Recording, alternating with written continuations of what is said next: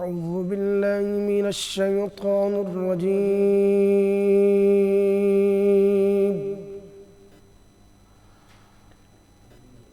بسم الله الرحمن الرحيم.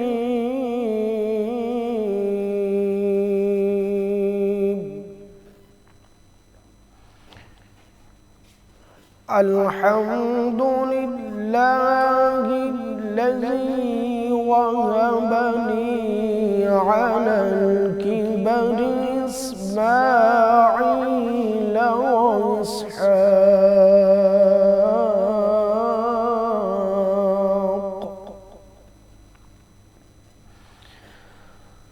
إن ربي لسميع الدعاء.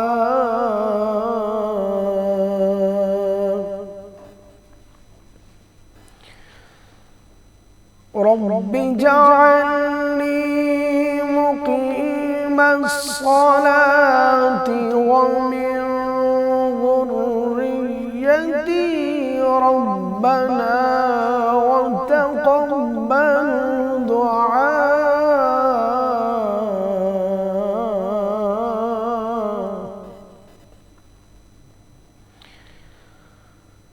ربنا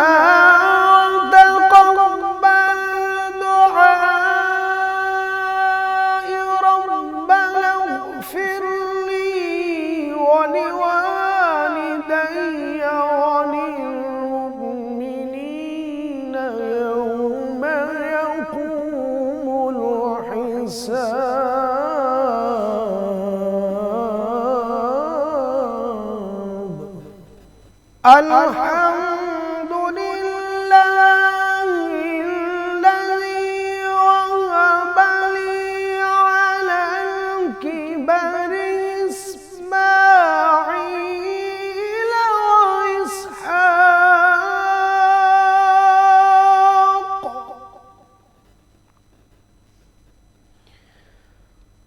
إن ربي سميع الدعاء.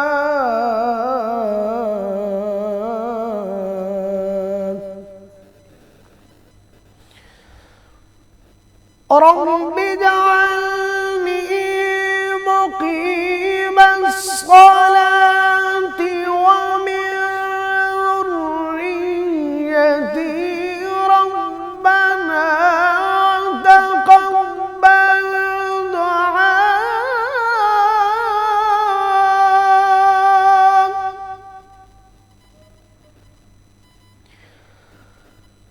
ربنا تقبل دعاء. ربنا اغفر لي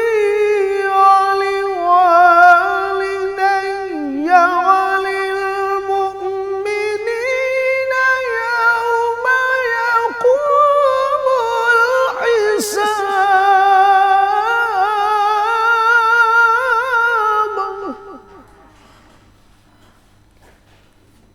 ربنا اغفر لي ولوالدي وللمؤمنين يوم يقوم الحساب. صدق الله العلي العظيم. अस्सलामुअलैकुम। रूह रमज़ान ट्रांसमिशन में आप सबको खुशामदीद। मैं हूं आपकी होस्ट नूरुल सहर। उम्मीद करती हूं आप सब ठीक होंगे, खैरियत से होंगे और आपका माह रमज़ान खैर आफियत से गुजरा होगा। तिलावत आपने सुनी, हमारे साथ कारी फजले मीरा साहब मौजूद थे, बहुत शुक्रिया आपका। माह रमज़ान रूह की बेदारी का महीना है। ये वो मुबारक वक्त है जब दिल नर्म होते हैं, आंखें नम होती हैं और बंदा अपने रब के करीब होने की कोशिश करता है।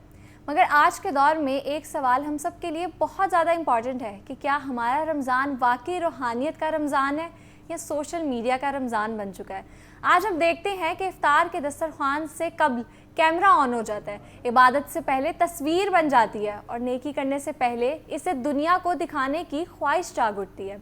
और इसी तरह फिर वो हमारे व्हाट्सएप स्टेटस का हिस्सा भी बन जाती है और इबादत का हर लम्हा स्क्रीन की रोशनी में गुजरने लगता है। हालांकि रमज़ान हमें इखलास, आजी और खामोशी से रब की रज़ा हासिल करने का दर्स देता है। और यहाँ सोचने की बात तो ये है कि अगर हमारा ज़्यादा वक्त मोबाइल स्क्रीन पर गुजर जाए और दिल अल्लाह की याद से गाफिल हो जाए तो क्या हम वाकई रमज़ान की असल रूह को पा सकेंगे? बिल्कुल नहीं, बल्कि रमज़ान तो हमें ये पैगाम देता है कि हम कुरान से रिश्ता जोड़ें, दुआ में आंसू बहाएं, दिलों को नर्म करें और ज़रूरतमंदों का सहारा बने। यही वो रास्ता है जो इंसान को अल्लाह के करीब ले जाता है। और अगर कोई नेकी भी करे तो वो ऐसे होनी चाहिए कि आपके दाएं हाथ से अगर किसी की मदद की जाए तो आपके बाएं हाथ को खबर भी ना हो। और अगर हम इस महीने की असल रूह को समझ लेते हैं तो यही रमज़ान हमारी ज़िंदगी में हकीकी तब्दीली और रूहानी बेदारी का सबब बन सकता है। लिहाजा फ़ैसला हमारा है कि हम इस रमज़ान को कैसे गुजारना चाहते हैं। व्यूअर्स, ये था हमारा आज का मैसेज आप सबके लिए। आगे बढ़ते हैं अपने पहले सेगमेंट की जानिब। रमज़ानुल मुबारक में हम अपनी रूह की ग़िज़ा का तो खूब ख्याल रखते हैं, लेकिन अक्सर जिस्मानी सेहत, ख़ासकर हड्डियों और मसल्स की सेहत को नज़रअंदाज कर देते हैं और गलत डाइट की वजह से अक्सर लोग कमज़ोरी और टांगों में दर्द की शिकायत भी करते हैं। आज हमारे साथ मौजूद हैं फिजियोथेरेपिस्ट, जिनसे हम ये जानेंगे कि रोज़ों के दौरान वो कौन सी ग़िज़ाएँ हैं जिनसे मसल्स और हड्डियाँ मजबूत हो सकती हैं और वो कौन सी आसान एक्सरसाइजेज़ हैं जो रमज़ान में भी आपको फ़िट रख सकती हैं। साथ ही हम एक बहुत दिलचस्प मौजू माइंड मसल कनेक्शन, इस हवाले से भी बात करेंगे। और मेरे साथ मौजूद हैं डॉक्टर मोहम्मद हसनैन मुर्तज़ा। अस्सलाम वालेकुम, कैसे हैं आप? वालेकुम सलाम जी मैम, अल्हम्दुलिल्लाह। रमज़ान कैसा जा रहा है? अल्हम्दुलिल्लाह बेहतरीन।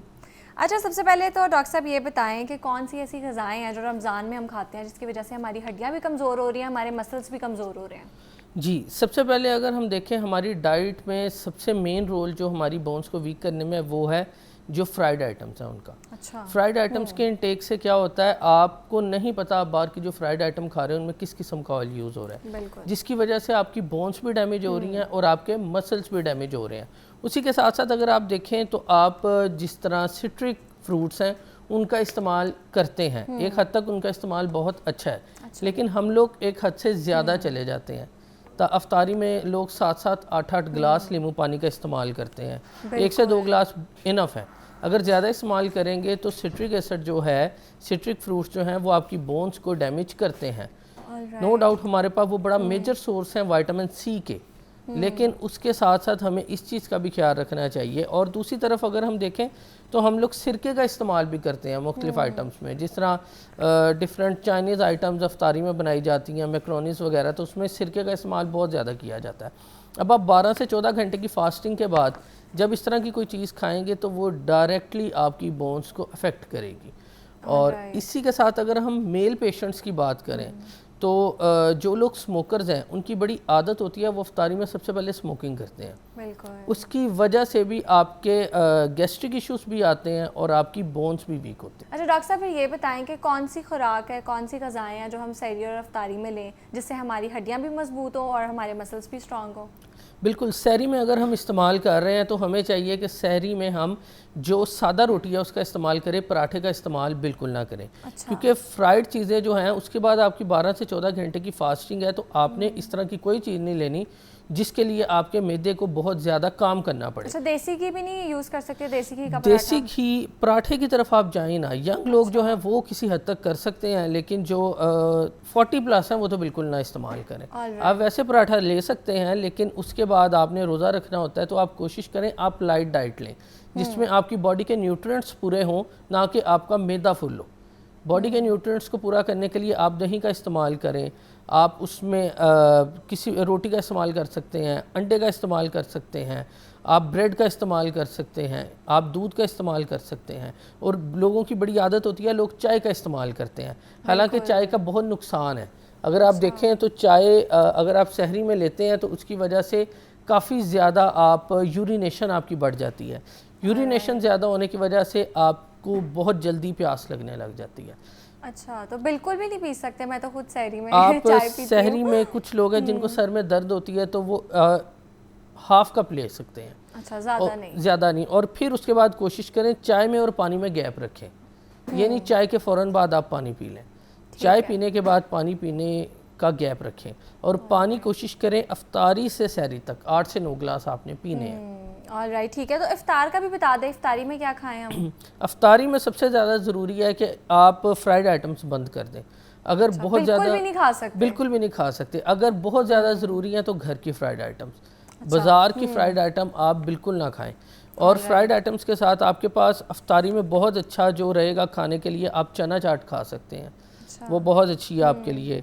आप सैंडविचेस का यूज़ कर सकते हैं, आप ग्रिल्ड चिकन का यूज़ कर सकते हैं, आप किसी भी फॉर्म में जिस तरह आप बॉइल्ड एग का यूज़ कर सकते हैं।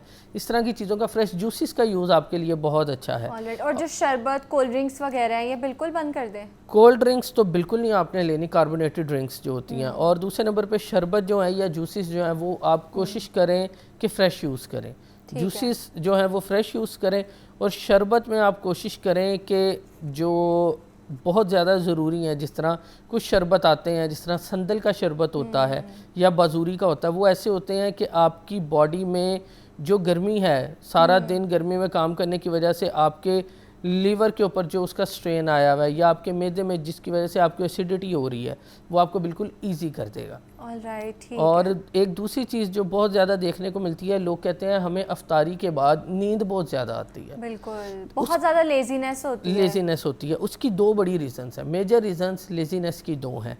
एक जो कॉमन रीज़न है जो हर बंदे में देखने को मिलती है, वो ये कि जब आप एकदम कुछ खाते हैं तो उसकी वजह से आपका जो मैदा है वो बहुत ज़्यादा वर्क करता है, जिसकी वजह से आपका इंसुलिन लेवल बढ़ जाता है और शुगर लेवल बढ़ जाता है। शुगर लेवल बढ़ जाने के बाद इंसुलिन आपका शुगर लेवल एकदम डाउन लेके आती है, तो आपको डिजीनेस होती है, मतलब चक्कर भी आते हैं कुछ लोगों को, गनूदगी भी होती है। और उसी के साथ अगर एक दूसरी मेजर रीज़न हम देखते चलें तो वो सबसे बड़ी रीज़न है कि जब आप खाना खाते हैं तो आपका सारा ब्लड फ्लो आपके मैदे की तरफ होता है, क्योंकि फास्टिंग के बाद आप खा रहे हैं, तो उसके बाद आपके ब्रेन को प्रॉपर्ली ब्लड की सप्लाई नहीं होती, जिस वजह से आपको नींद ज़्यादा आती है। ऑलराइट, ठीक है। तो डॉक्टर साहब, अक्सर लोगों को ना इफ्तारी के बाद ये शिकायत होती है कि उनके टांगों में बहुत दर्द होती है और उनको बहुत ज़्यादा कमज़ोरी फील होती है, तो वो किस वजह से होती है? अच्छा, इसकी मल्टीपल रीज़न्स हैं। सबसे पहली रीज़न जिस तरह मैंने बताई, पानी का प्रॉपर इस्तेमाल ना करना, वाटर इनटेक ना होना, और उसके साथ फ्रूट्स का इस्तेमाल ना होना। रमज़ान एक ऐसा महीना है जिसमें आप अपनी बॉडी को डिटॉक्सीफाई करते हैं। उसके लिए हम उसको डिटॉक्सीफाई नहीं करते, हम फ्राइड आइटम खा के और काम खराब कर लेते हैं। और पूरा साल हम वैसे भी नहीं खाते जितना बिल्कुल हम ऐसे रमज़ान में खा लेते हैं। और उसकी सबसे बड़ी, अब अगर हम देखते चलें तो हमारे पास फ्रूट्स बहुत अच्छा सोर्स है, हम फ्रूट्स खाएं। उससे क्या है, हमारी बोन्स भी बेहतर होंगी, हमारे मसल्स भी बेहतर होंगे, क्योंकि हमारी बॉडी को वाइटामिन्स चाहिए। Vitamin A, B, C, D के सारे वाइटामिन्स हमारी बॉडी को चाहिए। और हर एक चीज़ में अल्लाह ताला ने एक स्पेसिफिक वाइटामिन रखा है। अब हम लोग कहते हैं कि विटामिन डी का सोर्स हमारे पास सिर्फ सनलाइट है, और लोग सूरज में तो जाते नहीं हैं, तो वो आर्टिफिशियल सोर्सेज की तरफ जाते हैं। तो आर्टिफिशियल सोर्सेज आपके पास सेकेंडरी हैं। प्राइमरी आप अपनी डाइट के थ्रू उसको मैनेज करने की कोशिश करें। अगर आप प्राइमरी उसको डाइट के ऊपर लेके आते हैं तो अंडे आपके लिए बहुत अच्छा सोर्स है विटामिन डी का, दही बहुत अच्छा सोर्स है। ये दो ऐसे सोर्स हैं कि जिनके थ्रू आप अपनी बॉडी के न्यूट्रिएंट्स को पूरा कर सकते हैं। ऑलराइट। अच्छा डॉक्टर साहब, ये बताएं कि जिनकी ऑलरेडी टांगें कमज़ोर हैं, उनको शिकायत रहती है रमज़ान से पहले भी ना कि उनकी टांगों में बहुत दर्द होती है, तो रमज़ान में वो क्या उनकी रूटीन होनी चाहिए जिससे वो रोज़ा भी आराम से रख लें? उसमें सबसे मेजर चीज़ जो है, उनको फिजिकल एक्टिविटी रखनी चाहिए। हमारे यहाँ लोग रमज़ान में फिजिकल एक्टिविटी बिल्कुल छोड़ देते हैं। वो इस वजह से उन्हें लगता है हम रोज़ा रख लिया है, अफ्तारी के बाद अगर हम कोई फिजिकल एक्टिविटी करेंगे, वॉक करेंगे, एक्सरसाइज करेंगे, तो हमें वीकनेस फील होगी। हालांकि उसका आपस में कोई तल्लक नहीं है। आपको बहुत ज़्यादा ज़रूरी है कि आप फिजिकल एक्टिविटी रखें, कम से कम आप वॉक तो ज़रूर करें, वॉक आपकी होनी चाहिए। वॉक के साथ साथ आप क्या कर सकते हैं, अब रमज़ान से पहले ही आपको अपना थोड़ा सा प्लान चेंज कर लेना चाहिए एक्सरसाइज का। 10 to 15 डेज़ पहले आप कोशिश करें आप रात को वॉक करें। ज़रूरी नहीं है कि आप रमज़ान में सुबह ही वॉक करें, सहरी के बाद करें, आप इजी नहीं है, आप अफ्तारी के बाद कर सकते हैं। बेस्ट टाइम है इशा की नमाज के बाद का। इशा की नमाज के बाद से लेके सहरी तक का टाइम आपके पास होता है। आप उसमें वॉक करें, आप जिम करना चाहते हैं जिम करें, एक्सरसाइजेस करें। उसके अंदर सबसे ज़्यादा ज़रूरी क्या चीज़ है कि आप 10 से 15 मिनट की वॉक अपनी रूटीन में रखें, वो मस्ट होनी चाहिए। 10 to 15 मिनट्स की आपकी वॉक। सेकेंडली, अगर आप देखें, अगर आप जिम वगैरह करते हैं तो आपको कार्डियो पे फोकस करना चाहिए। कार्डियो की एक्सरसाइज बहुत ज़्यादा ज़रूरी हैं as compare to weight lifting Ramzan में।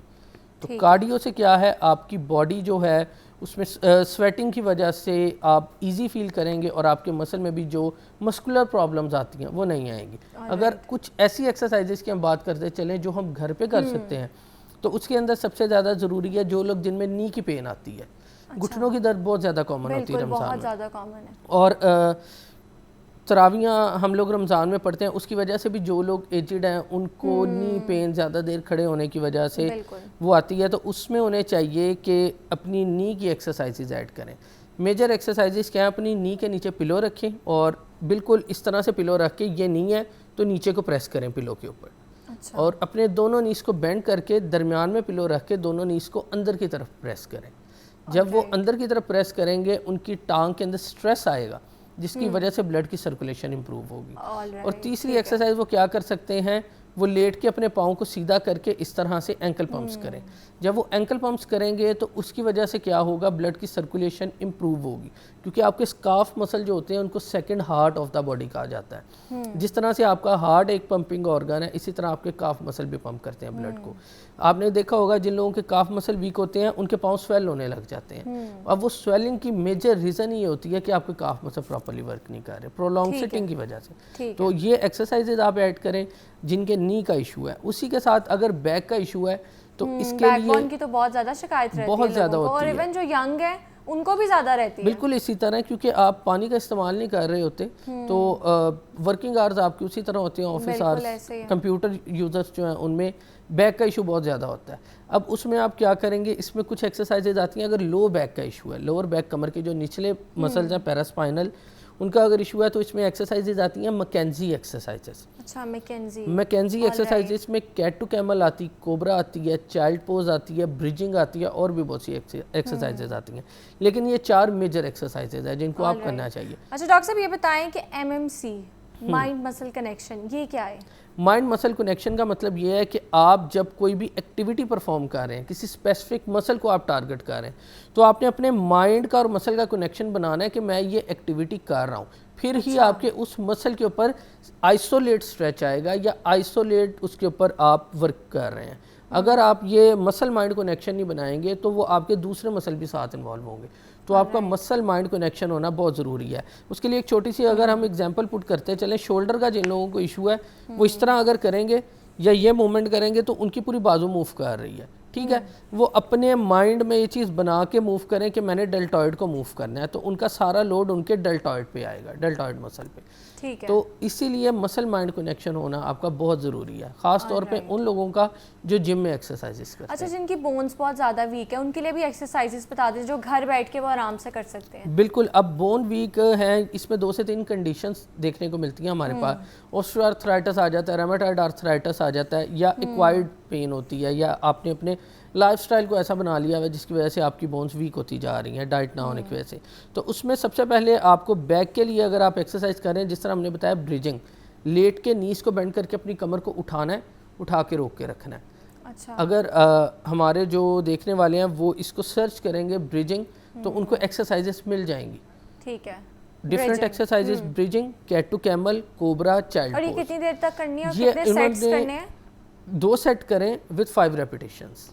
ऑलराइट, ठीक है। 2 सेट कर लें, 5 रेपिटेशन इनफ है, क्योंकि वो लोग जिनमें शटिका के सिम्टम्स आ रहे हैं, मतलब कि उनकी पेन कमर से टांग में ट्रैवल कर रही है, तो उन लोगों के लिए है कि वो फर्स्टली अपने किसी डॉक्टर से कंसल्ट करें, क्योंकि उसमें नहीं आपको पता कि आपके नर्व कंप्रेशन आ रही है, मेजरली वो L4 L5 S1 के लेवल पे होती है, वो किस लेवल की कंप्रेशन है। आप ब्रिजिंग करें वो इंटीरियर साइड पर, तो उससे आपकी पेन बढ़ भी सकती है। अच्छा। तो इसके लिए अगर शटिका के सिम्टम है, कमर से टांग में दर्द जा रही है, तो आपको फर्स्टली अपने डॉक्टर से कंसल्ट करना चाहिए। ऑलराइट। अच्छा डॉक्टर साहब, ये बताएं जैसे जो यंग लोग हैं तो वो उनकी जो डेली लाइफस्टाइल है उसमें कौन सी ऐसी चीज़ें हैं जो वो गलत कर रहे हैं जिसकी वजह से उनकी हड्डियां भी कमज़ोर हो रही है और उनके मसल्स भी? उसमें सबसे पहली जो चीज़ हम देखने को मिलती है वो राउंड शोल्डर है। लोग अपने कंधे इस तरह अंदर करके बैठ के कंप्यूटर पे काम करते हैं। दूसरे नंबर पे हमारा मोबाइल फ़ोन का यूज़ बहुत ज़्यादा है, हम मोबाइल फ़ोन भी गर्दन झुका के इस तरह इस्तेमाल करते हैं। उसकी वजह से क्या है, शोल्डर पे भी इशू आ रहा है, नेक पे भी इशू आ रहा है। अब आप गर्दन झुका के जब ज़्यादा मोबाइल इस्तेमाल कर रहे हैं, आपके मोरों की आगे वाली साइड पर स्पेस कम हो गई, पीछे वाली साइड पर स्पेस बढ़ गई है। आप 4 से 5 घंटे नॉर्मली हमारे यहाँ यंग लोग जो है मोबाइल यूज़ करते हैं। बिल्कुल, अब बल्कि उसकी वजह इससे भी से ज़्यादा। इससे भी ज़्यादा अब उसकी वजह से क्या है, उनके एंटीरियर साइड पर स्पेस कम होने की वजह से वहाँ पे नर्व कंप्रेशन हो रही होती है। फिर वो कहते हैं हमारे हाथ में नमनेस हो रही है, ऐसे फील हो रहा है जैसे कीड़ियाँ चाह रही हैं। अच्छा, वो भी इस वजह से होता है? वो भी इस वजह से होता है। All अगर right. आपके हाथों में नमनेस हो रही है तो इसका मतलब है कि आपके सर्वाइकल का इशू है। ठीक है। अच्छा सर, ये बताएं कि रमज़ान में जो एक्सरसाइज करने के लिए बेस्ट टाइम है वो कौन सा है? वो बेस्ट एक्सरसाइजेस का टाइम है रात 9 बजे से लेकर सुबह 2 बजे तक का। ठीक है। बेस्ट टाइम है आपके लिए।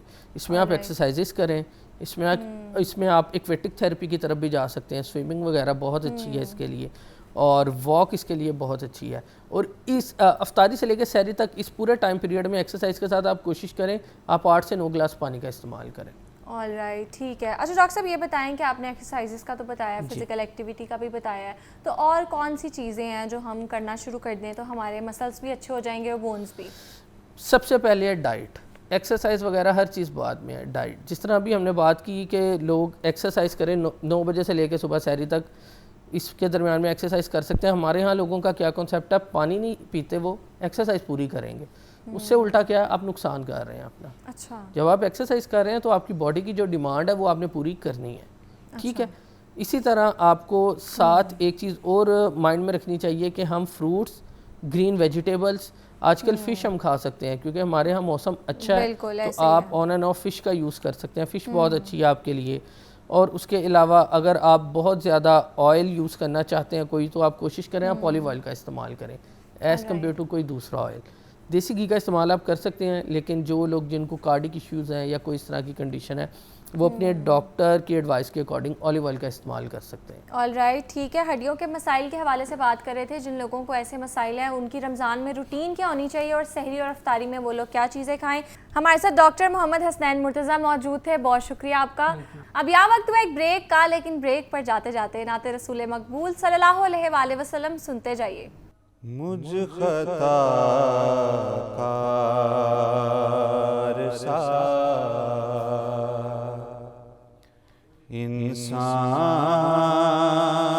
इंसान मदीने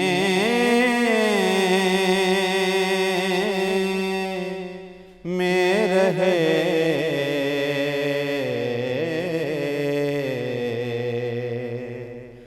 बन के सरकार का मेहमान मदीने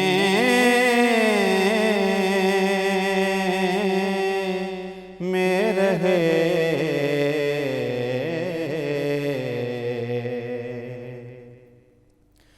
याद आती है मुझे अहले मदीना की ये बात कि जिंदा रहना हो तो इंसान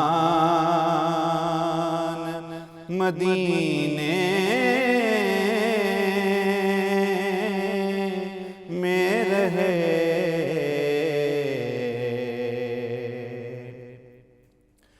यूं अदा करते हैं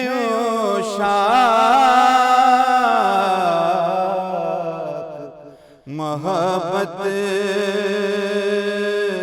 की नमाज के सजदा काबे में हो और ध्यान मदीने में रहे। सजदा काबे में हो और ध्यान मदीने में रहे।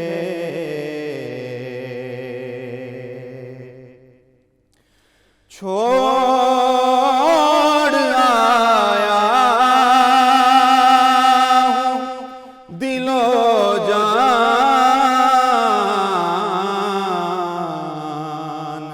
ये कह कर आज़म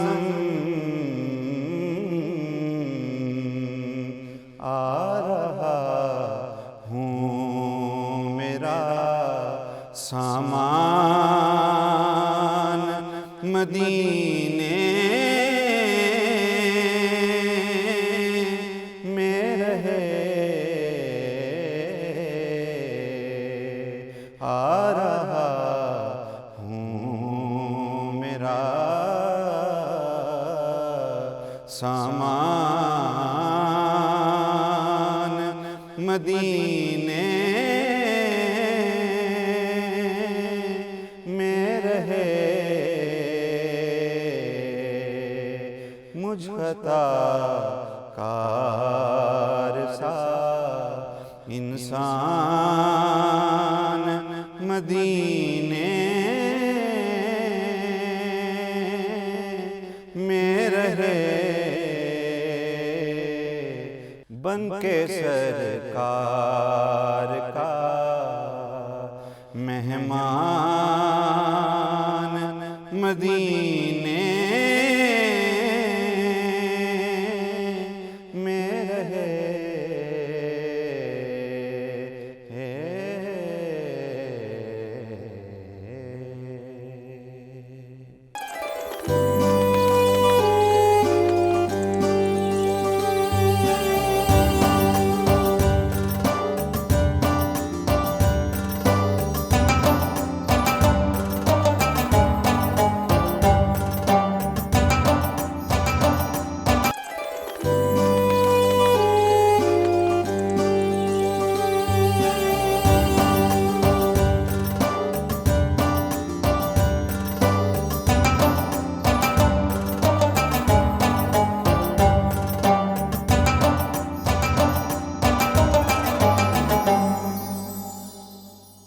आगे बढ़ते हैं अपने सेगमेंट के जानिब और आज हमारे साथ तस्नीम नूरानी साहब मौजूद हैं जो कि साबिक ब्यूरोक्रेट रहे हैं, बहुत सी अहम पोजीशंस पर तैनात भी रहे हैं और इन सब खिदमात के बाद अब इंसानियत की खिदमत में भी पेश हैं।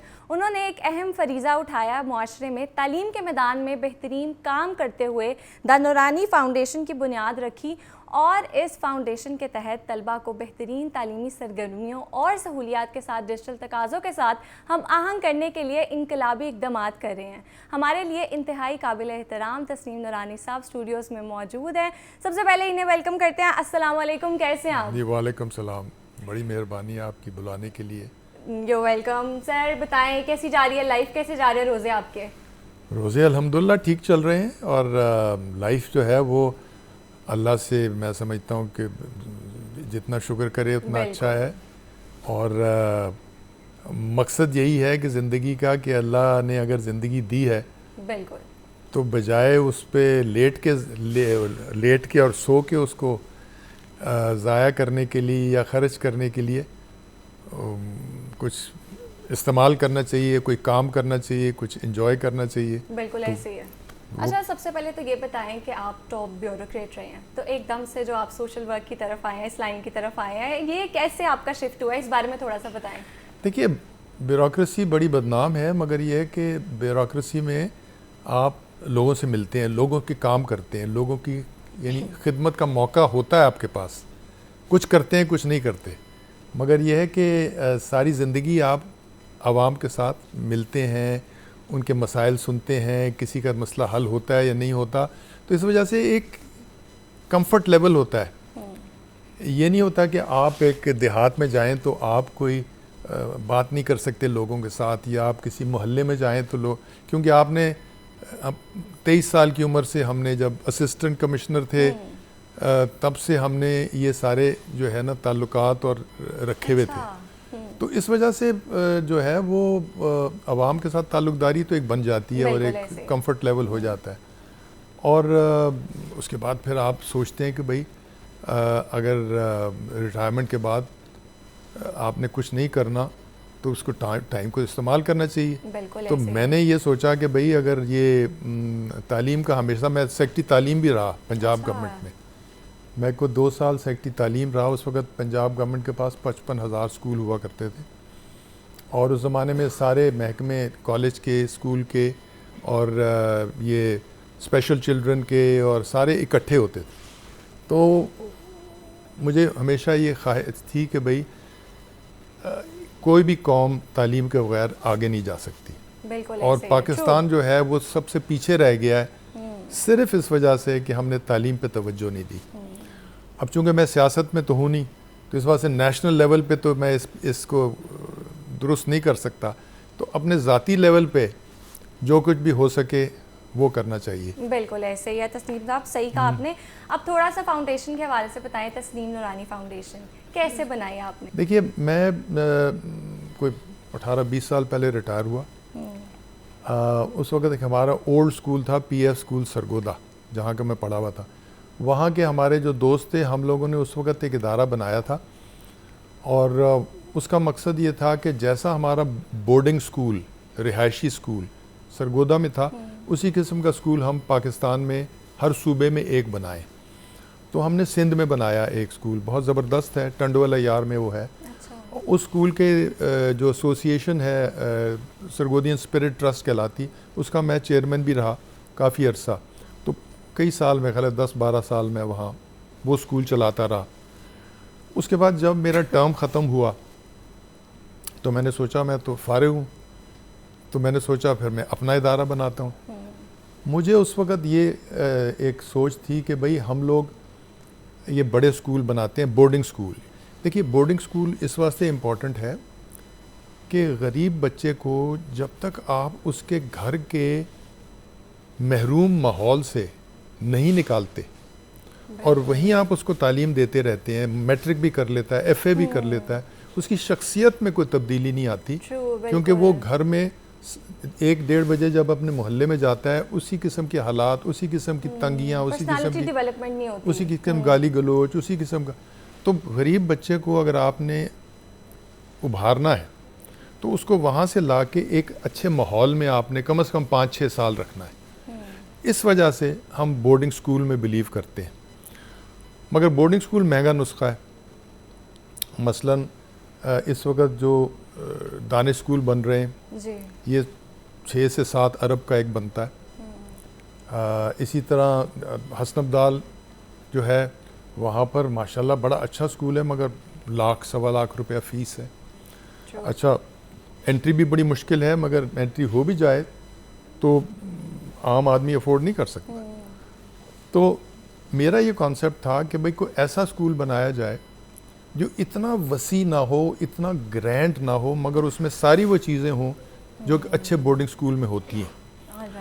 और उसमें स्पोर्ट्स हो सारी, उसमें क़याम और तवाम का बंदोबस्त ज़बरदस्त हो, उसमें टीचर्स अच्छे हों, उसमें कंप्यूटर्स, रोबोटिक्स हों। तो हमने फिर ये स्कूल जो है फैसलाबाद में ये कुछ 5 साल पहले वहाँ बनाया, और उसमें हमने 400 बच्चों का डाइनिंग हॉल है खाना खाने के लिए, ज़बरदस्त किचन है। हमारे पास 20 टीचर्स की रिहायशी अकोमोडेशन है, वहाँ टीचर्स कैंपस पे रहते हैं फैमिलीज़ के साथ। फिर हमारे पास ज़ाहिर क्लासरूम्स तो हैं ही, लेबॉरेटरीज़ हैं, कंप्यूटर लेबॉरेटरीज़ हैं, साइंस लेबॉरेटरीज़ हैं। इसके अलावा वहाँ पर हमने hockey ground, football ground, basketball के कोर्ट्स, वॉलीबॉल के कोर्ट्स, स्विमिंग पूल, और यानी वहाँ 9 खेलें हैं। क्रिकेट जो है वो हम वहाँ पर हमारे जो है वो पिचें हैं, और वो हम उसको मल्टीपर्पस कर लेते हैं, बिकॉज हमारे पास ज़मीन है वहाँ 8 एकड़। अच्छा। जो ये नॉर्मल कैडेट कॉलेज होता है उसमें 40 से 50 एकड़ होता है। अच्छा। तो हमने, हमारा मॉडल ये है कि हम 10 एकड़ में वो काम करते हैं जो नॉर्मल हसन अब्दाल वो 40-50 एकड़ में वो काम करते हैं। इसी तरह कंस्ट्रक्शन कॉस्ट जो हमारी है वो 1/10 है। अगर ये 5 अरब में बनता है तो हमारा 40-50 करोड़ में बन जाता है। अच्छा, मगर उसमें वो सारी फैसिलिटीज़ होती हैं जो ये महंगे स्कूल में होती हैं। बिल्कुल ऐसे ही। अच्छा सर, ये बताएं कि इस फाउंडेशन को बनाने के पीछे क्या मकासद थे और अभी तक आप किन टारगेट्स को अचीव कर चुके हैं? देखिए मकसद मैंने जैसे बताया ना आपको, मैंने यही बताया कि गरीब बच्चा जो होनहार है उसको हम लाखों बच्चों की तालीम तो हम एक प्राइवेट सेक्टर में नहीं कर सकते, तो हम ये कर सकते हैं कि जो अच्छे बच्चे हैं मुल्क में किसी भी हिस्से में उनको हम पिकअप करें, उनको हम सिलेक्ट करें और उनको अपने स्कूल में लेके आएँ, उनको हम 5 साल रखें। हम इस वक्त 8वीं 9वीं 10वीं 11वीं 12वीं 5 साल रखते हैं, 7वीं पास करके आता बच्चा, तो उसको फिर मकसद ये होती है कि उसको 5 साल में ऐसा ग्रूम करें कि वो जो बेस्ट बच्चे हैं, यानी लेट्स से कि जो इस वक्त महंगे स्कूलों के पढ़े हुए बच्चे हैं, उनके मुकाबले में उनकी शख्सियत हो और उनका कॉन्फिडेंस लेवल हो और वो कम्युनिकेट कर सकें, इंग्लिश उर्दू सब चीज़ें अच्छी तरह बोल सकें और उनका मॉरल स्टैंडर्ड भी अच्छा हो। तो ये हमारा जो है ना नस्बुल ऐन है हमारी फाउंडेशन का, और हमारा मकसद ये है आइडियली हर ज़िले में इस किस्म का स्कूल होना चाहिए। हमने तो एक बनाया अभी, मगर इंशाल्लाह आगे 2 और बनाने जा रहे हैं, तो 2 और बनाने जा रहे हैं। और ये हम जहाँ पर भी हमें कोई ज़मीन दे देता है 10 एकड़ अच्छी जगह पे, तो वहाँ पर हम फंड रेजिंग करते हैं, फिर लोगों के पास जाते हैं, मतलब एक हाथ फैलाते हैं। बिल्कुल। अच्छा सर, ये बताएं कि कौन कौन से शोबे हैं जिसमें आप अपनी खिदमत सर अंजाम दे रहे हैं? देखिए ना, एक तो हमारा जो इस वक्त कंट्रीब्यूशन है वो ये है कि ये जो स्कूल है और हमारा जो मॉडल है, इसमें बच्चे पाकिस्तान के हर हिस्से से आते हैं। अच्छा, हमारे इस दफ़ा फरवरी में एग्ज़ामिनेशन हुए, एंट्रेंस एग्ज़ाम, हमारे 10 टीमें गईं, जोब, क्वेटा, शिकारपुर, हैदराबाद, काशमोर, देरा गाज़ी ख़ान, इसी तरह पंजाब में मियाँ वाली, फिर KPK में जोब, फिर स्कर्दू, आज़ाद कश्मीर। तो हमारी 10 टीमें गईं वहाँ पर टेस्ट लेने के लिए। लोग बच्चे ऑनलाइन अप्लाई करते हैं, उसके बाद ये जहाँ से बच्चे हमारी टीमें जाती हैं वहाँ पर उनसे टेस्ट लिया जाता है इंग्लिश मैथ्स, और फिर उसमें हर साल हमको 70 बच्चे ले सकते हैं। हमारी कैपेसिटी को 320-330 बच्चों की है।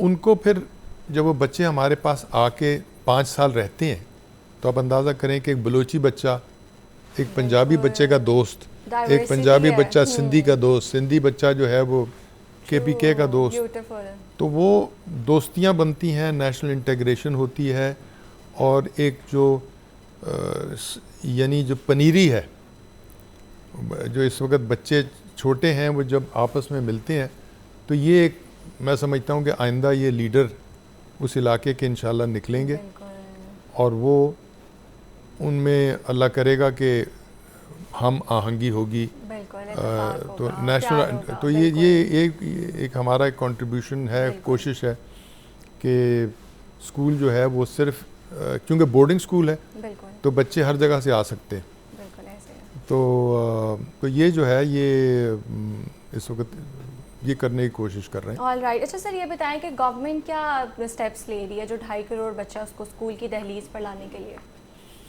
देखिए, ये तो खैर गवर्नमेंट को बेहतर पता होगा। मैं सेक्रेटरी तालीम चूँकि रह चुका हूँ, तो मैं समझता हूँ कि ख्वाहिश तो बड़ी है गवर्नमेंट की, मगर मेरे ख्याल वसाइल जो हैं और जो तो तरजीहात हैं, वसाइल से ज़्यादा तरजीहात वो थोड़ी सी इतनी ज़्यादा नहीं है तालीम की तरफ।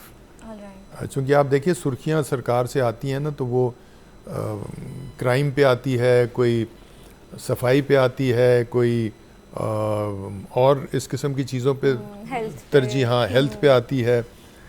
जो तालीम है उसकी आपको सुर्खियाँ कम नज़र आती हैं उस पर, तो तरजीहात में थोड़ी सी कमी है। और तरजीहात जब तक मैं समझता हूँ कि तालीम टॉप पे नहीं आएगा, तब तक ये जो 26 मिलियन जो बच्चे हैं ये नहीं होंगे। और उससे भी ज़्यादा जो तशवीशनाक चीज़ है कि जो बच्चे स्कूल में हैं उनकी भी मियार अच्छा नहीं है। बिल्कुल ऐसे है। यानी जो कागज़ों पे बच्चे हैं स्कूल में, वहाँ पर भी तालीम का मेयार इतना अच्छा नहीं है।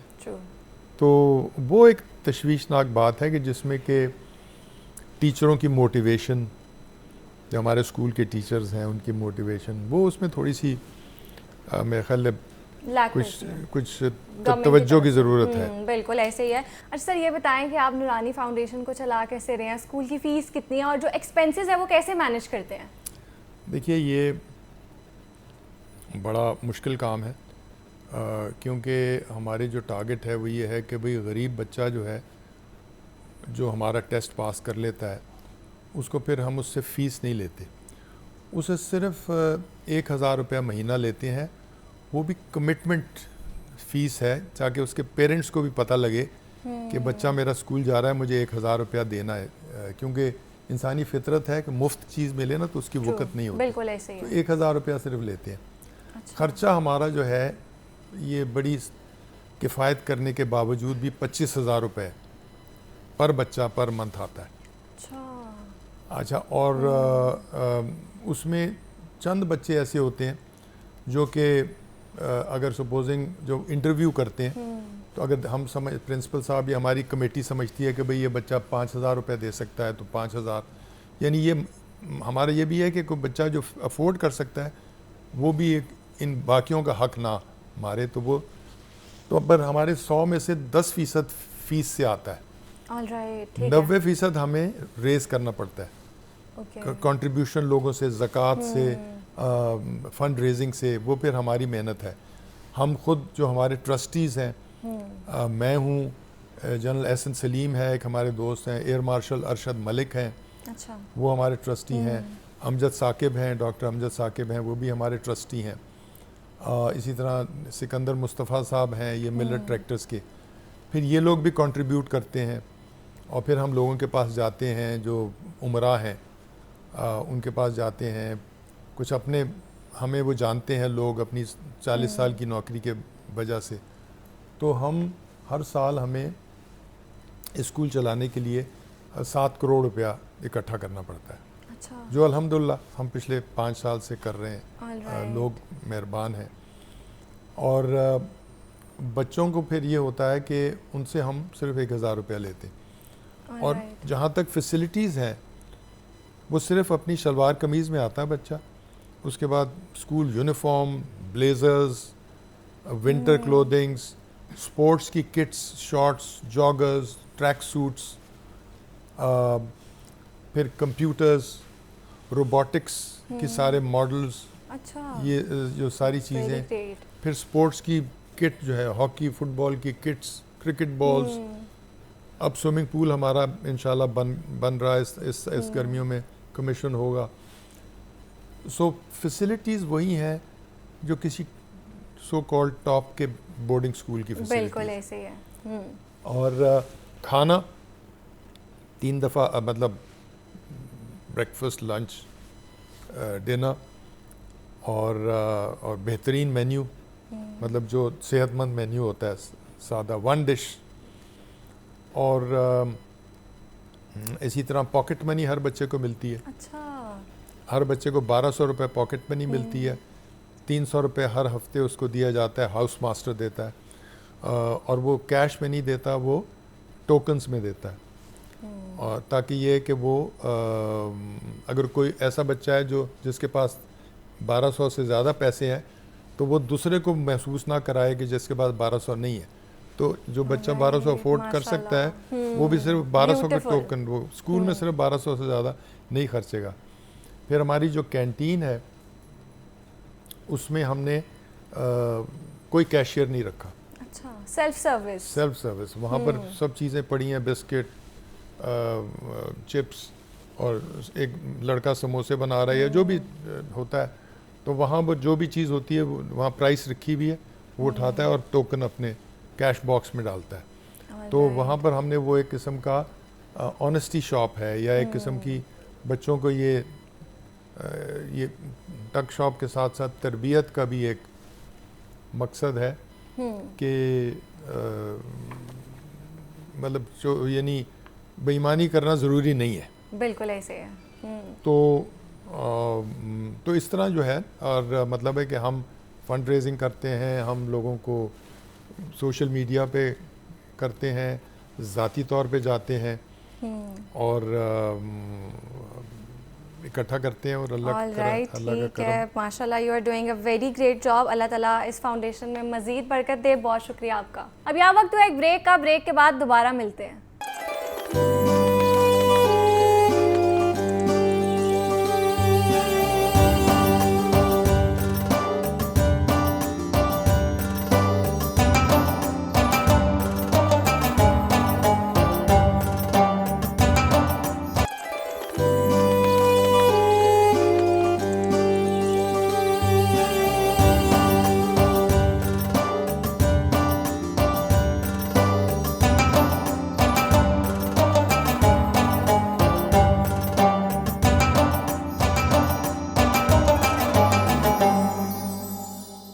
Welcome back. आगे बढ़ते हैं अपने सेगमेंट की जानिब। और रमज़ान के इस बाबरकत महीने में तारीख़ हमें दो अजीम सबक सिखाती है। 17 रमज़ान 2 हिजरी को मुसलमानों ने हक़ और बातिल के दरमियान फ़ैसला कुन ग़ज़वाए बदर लड़ी। रुए ज़मीन की पहली जंग जो असला और ज़ाहिरी मालो असबाब के बिना सिर्फ 313 मुसलमानों पर मुश्तमिल अल्लाह पर कामिल यकीन की बुनियाद पर लड़ी गई और अल्लाह ताला ने इनकी मदद फरमाई। ये फ़तह हमें याद दिलाती है कि ताकत सिर्फ तादाद या वसाइल में नहीं बल्कि ईमान और सब्र में है। और इसी माह मुबारक में 17 रमज़ान 58 हिजरी को नबी करीम सल्लल्लाहु अलैहि वसल्लम की ज़ौजा मोहतरमा और हज़रत अबू बकर सिद्दीक़ रदियल्लाहु अन्हा की साहिबजादी हज़रत आयशा रदियल्लाहु अन्हा का विसाल हुआ। आप रदियल्लाहु अन्हा नबी पाक सल्लल्लाहु अलैहि वसल्लम की महबूब ज़ौजा थी। आपको उम्मुल मोमिनीन का अजीम मुकाम भी हासिल है। आप रदियल्लाहु अन्हा इल्म फ़िक़्ह की अजीम शख्सियत थी और आप रदियल्लाहु अन्हा इस्लाम की इल्मी रिवायत की मजबूत सतून बनी। हज़रत आयशा रदियल्लाहु अन्हा ने हज़ारों अहादीस रिवायत की और उम्मत की रहनुमाई में अहम किरदार भी अदा किया।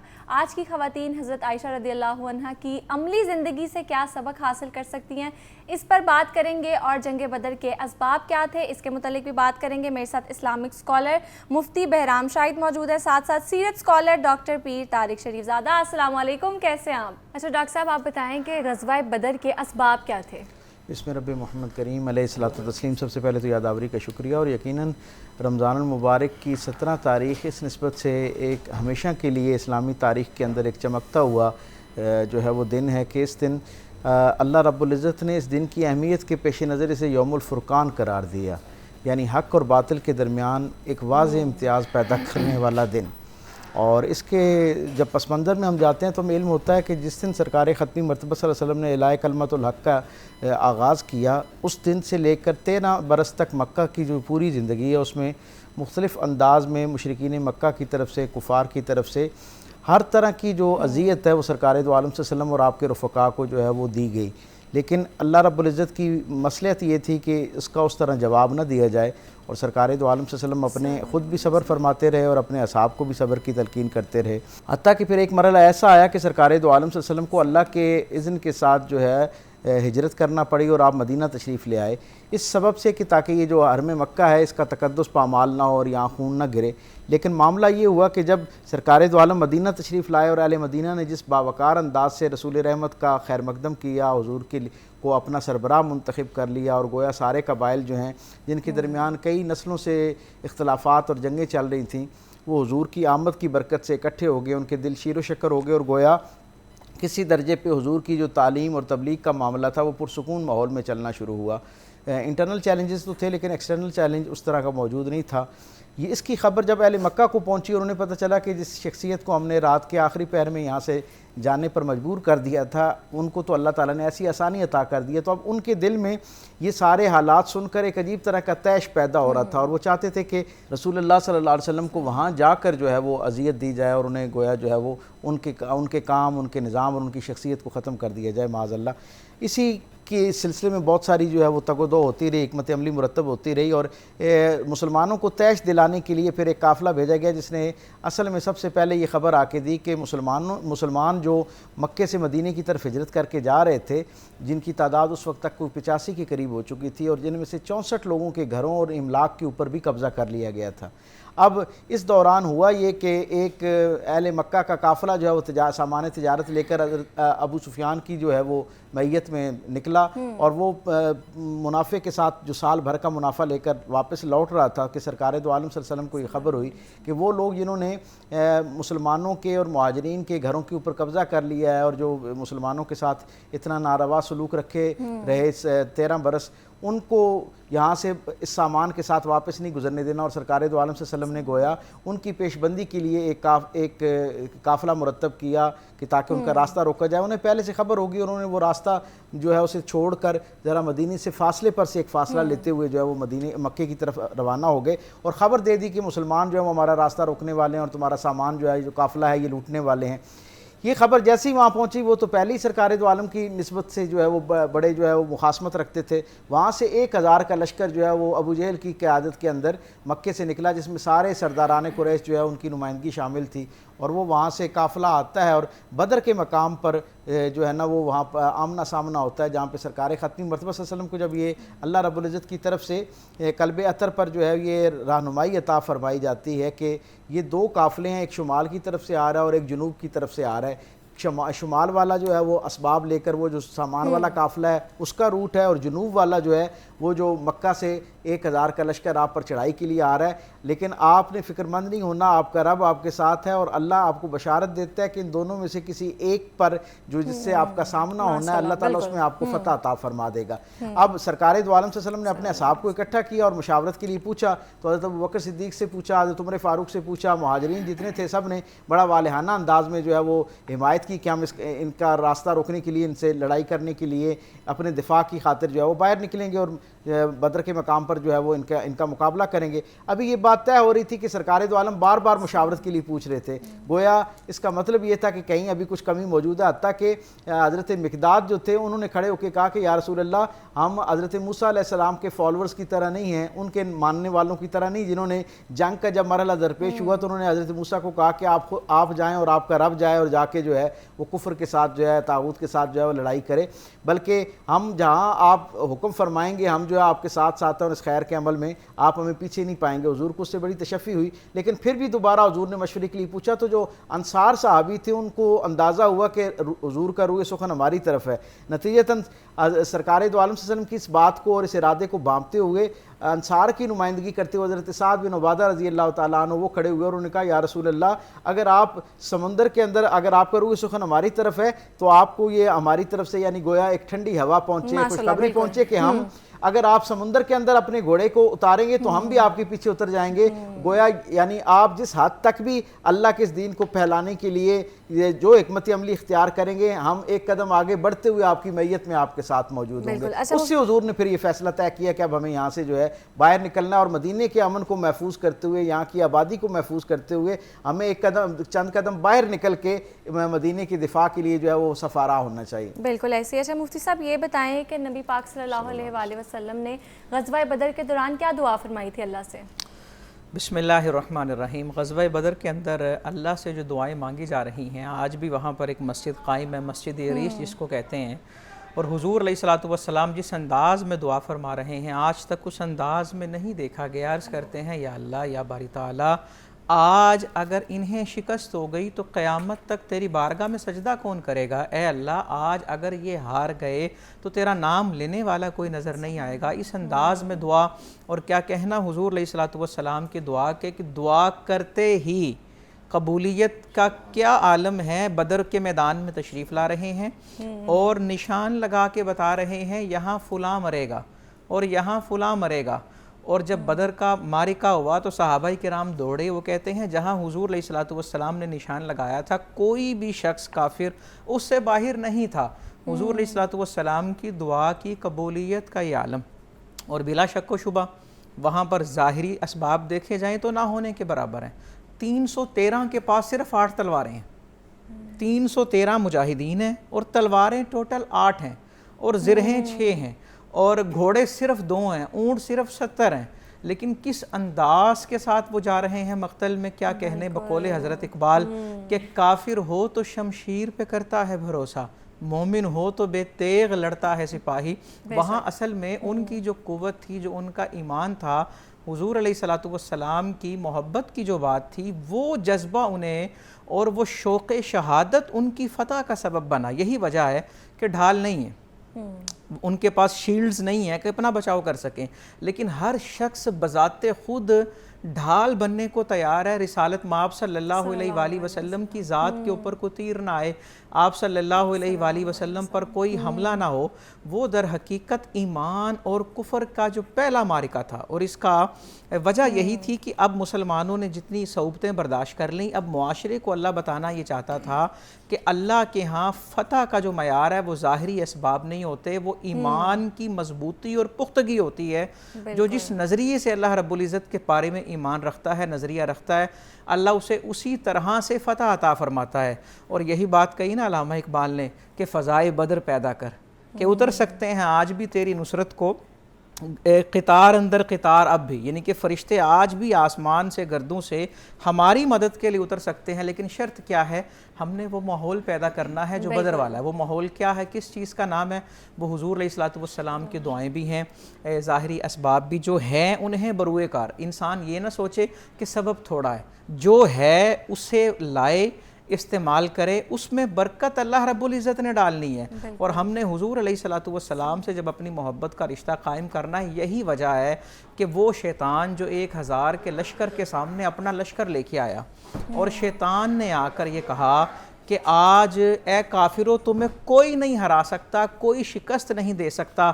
लेकिन जब उसने हुजूर सल्लल्लाहु अलैहि वसल्लम के वफ़ादारों का वो जज्बा देखा और उस जज्बे को सलाम करने के लिए हज़ारों की तादाद में निशानी वाले फरिश्ते आ रहे हैं, लगातार आ रहे हैं, तो शैतान ने क्या कहा, मैं वो देख रहा हूँ जो तुम नहीं देख रहे। वो उल्टे पाँव भागता है और वो दौड़ जाता है, क्योंकि उसको पता था कि ग़ुलामान मोहम्मद जब जिस जज्बे से निकले हैं, तो इस जज्बे के आगे कोई चट्टान भी हो तो वो इनके हौसलों को शिकस्त नहीं दे सकती।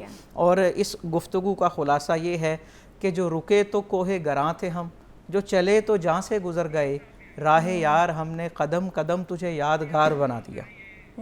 क्या बात है। डॉक्टर साहब ये बताइए कि हज़रत आयशा रज़ियल्लाहु अन्हा को इल्म व हदीस में इतना बुलंद मकाम क्यों हासिल है? बिस्मिल्लाह रब्बी मोहम्मद करीम अलैहिस्सलातु तस्लीम। हज़रत आयशा सिद्दीक़ा रज़ियल्लाहु ताला अन्हा कायनात की उन चंद खुशनसीब तरीन ख़वातीन में से एक हैं जिन्हें सरकार दो आलम सल्लल्लाहु अलैहि वसल्लम के हरम की इज़्ज़त अल्लाह रब्बुल इज़्ज़त ने अता फ़रमाई। और जैसा मुनफरिद तकर्रुब और सरकार दो आलम की उनसियत उनको मैसर आई, उसकी मिसाल भी बहुत खाल खाल मिलती है। हम ये देखते हैं कि आपका ये मुनफरिद एजाज़ है, जो आपने इल्म और हदीस के अंदर बिलखुसूस आपका जो तखस्सुस है उसके हवाले से जो आपने सवाल किया, तो हमें ये बात पेश नज़र रहनी चाहिए कि आप उन खुशनसीब लोगों में से हैं जो पैदाइशी मुसलमान हैं, यानी जिनकी पैदाइश से पहले उनके वालिद जनाब अबू बकर सिद्दीक़ और उनकी वालदा हज़रत उम्मे रुमान रज़ी अल्लाह ताला अन्हा दोनों मुशर्रफ बा इस्लाम हो चुके थे। और गोया और इस घराने के साथ हज़रत अबू बकर सिद्दीक़ की निस्बत से सरकार दो आलम की जो पहले दिन से एक कुर्बत और एक दोस्ती और मोहब्बत थी, मैं समझता हूँ कि उसका भी ये एजाज़ और ये बरकत है कि हज़रत आयशा सिद्दीक़ा के अंदर वो जो आला इंसानी औसाफ हो सकते हैं, इल्म दोस्ती के हवाले से, एक जिसे आज की ज़ुबान में हम कॉमन सेंस कहते हैं उसके हवाले से, नज़ाफ़त और लताफ़त के हवाले से, और चीज़ों का सही तज्ज़िया करके उससे मसाइल की तखरीज करने का जो एक ज़ौक़ है वो जो आपके अंदर पाया जाता है, उसका सबब ये है कि बहुत इब्तदाई दिनों में आपको हज़रत अबू बकर सिद्दीक़ जैसी एक साहिब दानिश और मिजाज आशनाए रसूल हस्ती का जो है वो साथ मैसर था। और फिर जैसे ही आप सन्न बलोगत में दाखिल होती हैं तो सरकार ख़त्मी मरतबा सल्लल्लाहु अलैहि वसल्लम की इनफरादी तवज्जो आपको इस दर्जे पर हासिल है कि लम्हे आखिर तक हुजूर के विसाले ज़ाहिरी तक तवातुर के साथ आप सरकार दो आलम की शफ़क़त जो है उससे मुस्तफ़ीद होती हुई नज़र आती हैं। इसी सबब से हम देखते हैं कि जिस आला दर्जे का मैंने एक जगह पढ़ा कि सरकार दो आलम सल्लल्लाहु अलैहि वसल्लम अपनी अज़वाज मुतहरात में हज़रत खतीजतुल कुबरा जो हुजूर के नसब में सबसे ज़्यादा करीब हैं आपकी अज़वाज में, यानी कुरैशी लहजे के करीब तर खातून थी, उनके बाद सबसे ज़्यादा हज़रत आयशा सिद्दीक़ा की आवाज़ में कुरान हकीम की तिलावत को पसंद फरमाया करते थे। यानी इससे आपको अंदाज़ा होना चाहिए कि वो यानी जो कुरान हकीम के पढ़ने और उसकी अदाई के हवाले से अगर इस आला दर्जे का ज़ौक़ आपका था तो फिर कुरान को की तफ़हीम, और ये अल्लाह की हिकमत थी, इब्तदाई दिनों से ही आपके हाफ़ज़े के हवाले से बड़ी शोहरत थी कि आपका हाफ़ज़ा बड़ा कमाल का है। और परवरदिगार आलम ने फिर ये हुस्न इंतज़ाम ऐसा किया कि रहती दुनिया की सारी मुस्लिम ख़वातीन के लिए वो जो उनकी ज़ाती नौइयत के मसाइल हैं, जो निस्वानी नौइयत के मसाइल हैं, उन पर जो दीन की रहनुमाई है जो सरकार दो आलम से मैसर आनी थी, गोया उसका सदर दरवाज़ा उसका नाम हज़रत आयशा सिद्दीक़ा है। सबसे ज़्यादा ज़ख़ीरा हदीस के अंदर हज़रत अबू बकर सिद्दीक़ के बाद और जनाब अली करमुल्लाह करीम हज़रत अबू बकर सिद्दीक़ हज़रत अबू हुरैरा के बाद सबसे ज़्यादा जो अहादीस का ज़ख़ीरा है वो हज़रत आयशा सिद्दीक़ा रज़ियल्लाहु ताला अन्हा से जो है वो हम तक पहुँचता है। और उसमें भी एक बड़ा हिस्सा जो है वो ख़वातीन के मसाइल के हवाले से मैं ये समझता हूँ कि इस दीन का जो ख़वातीन के लिए रहनुमाई और हिदायत का एक ख़जाना है, अगर हज़रत आयशा सिद्दीक़ा जैसी अज़ीमुल मर्तबत हस्ती, आला औसाफ वाली हस्ती दरमियान में मौजूद ना होती तो शायद एक बड़ी कमी महसूस की जाती। बिल्कुल ऐसे। अच्छा मुफ्ती साहब ये बताएं कि हज़रत आयशा रज़ियल्लाहु अन्हा की ज़िंदगी का सबसे नुमाया पहलू कौन सा था?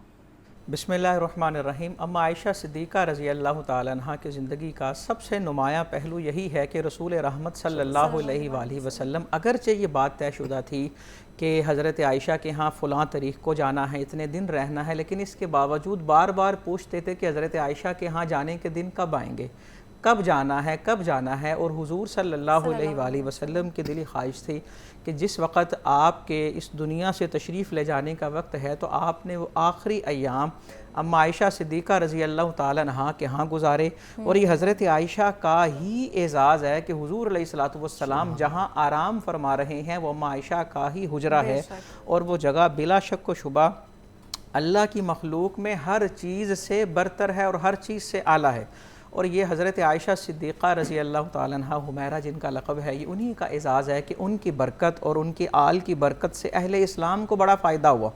हज़रत आयशा रज़ियल्लाहु ताला अन्हा वाहिद वो ख़तून है जिनकी पाक दामनी का ऐलान कुरान में अल्लाह ने ख़ुद किया। और हज़रत आयशा सिद्दीक़ा रज़ियल्लाहु ताला अन्हा की ही बरकत से अहले इस्लाम को अल्लाह ने तयम्मुम जैसी नेमत अता की है कि पानी पर कुदरत नहीं है तो तयम्मुम किया जा सकता है। अम्मा आयशा सिद्दीक़ा रज़ियल्लाहु ताला अन्हा के हवाले से सहाबाई किराम ये बात कहा करते थे कि हम में से अगर किसी को कुरान समझने में या हदीस समझने में कोई मसला दरपेश होता तो हमें ये पता होता था कि हमें इसका जवाब कहाँ से मिलेगा, और वो अम्मा आयशा रज़ियल्लाहु ताला अन्हा के पास आते। और अम्मा आयशा रज़ियल्लाहु ताला अन्हा को फ़क़ीहा कहा जाता है, मुहद्दिसा कहा जाता है, इसी वजह से कि उन्होंने हुज़ूर अलैहिस्सलातु वस्सलाम के लाए हुए दीन के लिए जो खिदमात सरअंजाम दी हैं, दीन समझने के लिए, उसको समझाने के लिए वो नुमाया हैं। और आपका सानी जो है वो बिला शक व शुबा नहीं है। और नबी अकरम सल्लल्लाहु अलैहि वसल्लम से आपकी जो मोहब्बत है वो बेमिसाल है। और हुज़ूर अलैहिस्सलातु वस्सलाम जब इस दुनिया से ज़ाहिरी पर्दा फरमा रहे हैं, विसाल फरमा रहे हैं, तो आप तसव्वुर करें ना, आप सल्लल्लाहु अलैहि वसल्लम अम्मा आयशा सिद्दीक़ा रज़ियल्लाहु ताला अन्हा की गोद में आराम फरमा रहे हैं। और हुज़ूर अलैहिस्सलातु वस्सलाम इतिकाफ़ में बैठते हैं तो अपने हुजरे के अंदर अपना सर करते हैं, अम्मा आयशा तेल लगा देती हैं, बाल मुबारक बना देती हैं। हुजूर अलैहिस्सलातु वस्सलाम सहाबा की मशक़ें देख रहे हैं तीर अंदाज़ी करते हुए, तो हज़रत आयशा कहती हैं मुझे अपने पहलू में छुपा कर दिखाया करते थे। एक शख्स आके दावत देते हैं, हुजूर मेरे यहाँ तशरीफ़ लेके आएँ। रिवायात बताती हैं कि वो ऐसा सालन पकाते थे कि उन जैसा जायका था ही नहीं किसी के हाथ में। हुजूर फरमाने लगे मैं अकेला हूँ। कहा जी आप अकेले हैं? आपने फरमाया नहीं, अगर आयशा को भी बुलाते हो तो मैं आऊँगा रज़ी अल्लाह ताला अन्हा। उसने कहा जी नहीं अकेले आएँ। आपने फरमाया मैं नहीं आऊँगा। अल-मुख्तसर ये कि जब उसने कहा कि आप हज़रत आयशा रज़ी अल्लाह अन्हा को भी लेके आएँ तो हुज़ूर अलैहिस्सलातु वस्सलाम ने फिर कहा ठीक है मैं आऊँगा। और अम्मा आयशा रज़ी अल्लाह ताला अन्हा को लेकर हुज़ूर सल्लल्लाहु अलैहि वसल्लम तशरीफ़ लेके जाते हैं। अम्मा आयशा रज़ी अल्लाह ताला अन्हा के खेलने के लिए, चूँकि ज़ाहिर है उम्र मुबारक की कोई इतनी ज़्यादा नहीं थी, उनके लिए बाकायदा हुज़ूर अलैहिस्सलातु वस्सलाम तोहफ़े तहाइफ़ का सियासित्ता में हदीस दर्ज है, हुज़ूर अलैहिस्सलातु वस्सलाम उनके लिए बाकायदा डोल्स का अहतमाम फरमाया करते थे। अच्छा माशाल्लाह, खूबसूरत। ग़ज़वा बदर के हवाले से बात की और साथ साथ हज़रत आयशा रज़ियल्लाहु अन्हा के बुलंद मकाम पर भी रोशनी डाली। मेरे साथ डॉक्टर पीर तारिक शरीफ ज़ादा साहब मौजूद है, साथ साथ मुफ्ती बहराम शाहिद। बहुत शुक्रिया आप दोनों का। आगे बढ़ते हैं रूह रमज़ान ट्रांसमिशन के खुसूसी सेगमेंट क़ससुल अंबिया के जानिब। मेरे साथ प्रोफेसर अहमद हमाद मौजूद है। देखते हैं आज वो हमारे लिए कौन से पैगम्बर या नबी का वाक़या लेके आए हैं, उनकी तरफ चलते हैं। बिस्मिल्लाहिर्रहमानिर्रहीम। रब्बे शरह ली सदरी व यस्सिर ली अमरी वहलुल उक़दतम मिन लिसानी यफ़क़हू क़ौली। आज जिस किस्से को हमने कल शुरू किया था, आज इंशाअल्लाह उसका दूसरा और आखिरी हिस्सा आपके सामने रखेंगे, और वो है सैयदना नूह अलैहिस्सलाम की कश्ती का वाक़या। और तूफ़ान का वाक़या। इससे पहले हमने कल आपके सामने आपकी जो ज़ात मुबारक है, आपकी उम्र मुबारक है, आपकी कौम है, आपका दावत देने का अंदाज़ है और सूरह नूह जो कुरान हकीम में है उसके तनाजुर में हमने तफसील से बात की थी। आज सूरह हूद के तनाजुर में बात करेंगे कि जो तूफ़ान नूह का जो सारा वाक़या मिलता है कुरान हकीम में वो सूरह हूद में हमें बड़ी तफसील के साथ मिलता है। और सूरह हूद के बारे में मैं एक बात अर्ज़ करता चलूँ कि जो बहुत ज़्यादा यानी कि डिस्टिंक्शन है बाकी सूरतों के बारे में, नबी करीम सल्लल्लाहु अलैहि वसल्लम ने ऐसा नहीं फरमाया जिस तरह इस सूरत के बारे में फ़रमाया। और वो ये था कि नबी करीम सल्लल्लाहु अलैहि वसल्लम से सैयदना अबू बकर सिद्दीक़ रज़ियल्लाहु तआला अन्हु ने पूछा कि मैं देख रहा हूँ कि आप इन दिनों आप पे बुज़ुर्गी तेज़ी से आना शुरू हो गई है, यानी बूढ़े हो रहे हैं दूसरे अल्फाज में। तो नबी करीम सल्लल्लाहु अलैहि वसल्लम ने फ़ौरन फरमाया कि बिल्कुल आपने सही, आपका मुशाहिदा बिल्कुल दुरुस्त है, मुझ पर आजकल सूरह हूद नाजिल हो रही है और इस सूरत ने मुझे बूढ़ा कर दिया है। अब ये जो बात है ये हमें दावत देती है कि हम सोचें कि इस सूरत में ऐसी कौन सी बात है कि नबी करीम सल्लल्लाहु अलैहि वसल्लम जैसे अज़ीम पैगंबर, हमारे लिए तो हमारे मलजा व मावा आप ही हैं, तो आपका ये कहना चह मैं नहीं दारद, तो इसका मानी ये है कि इसमें अम्बियाए कराम जो बरगज़ीदा अम्बिया थे उनकी दावतों का ज़िक्र और उसके बाद फिर आपके कौम के जो सरकशी है उसका ज़िक्र और उसके बाद फिर उन पर अज़ाब जो आए हैं उनका ज़िक्र है इस सूरत में। तो उलमाए कराम ये भी बताते हैं कि सैयदना इब्राहीम अलैहिस्सलाम से पहले 3 बड़े अम्बिया और उनके बाद 3 बरगज़ीदा अम्बिया, 6 अम्बिया ये और 7 हज़रत इब्राहीम अलैहिस्सलाम 7वें ख़ुद, तो इन तमाम को कुरान हकीम ने नुमायाँ जगह दी। तो उनमें से बाज़ जो हैं वो सूरह हूद में हैं। तो आप देखेंगे कि सूरह हूद का जब आप ख़ुद भी मुताला फरमाते हैं तो आपके सामने ये वाक़यात सारे आते हैं और इस्तग़फ़ार किए बग़ैर आप आगे नहीं बढ़ सकते। तो तूफ़ान नूह का वाक़या भी इसलिए सूरह हूद में मौजूद है। आपको मैंने जैसे कि अर्ज़ किया, इसकी तकरीबन 125 के करीब आयात हैं। जो नूह अलैहिस्सलाम के इसमें ग्रामी पे जो सूरत है वो मुख्तसर है, वो छोटी है, इसकी ये तवील उससे तकरीबन 5 गुना लंबी है ये सूरह हूद।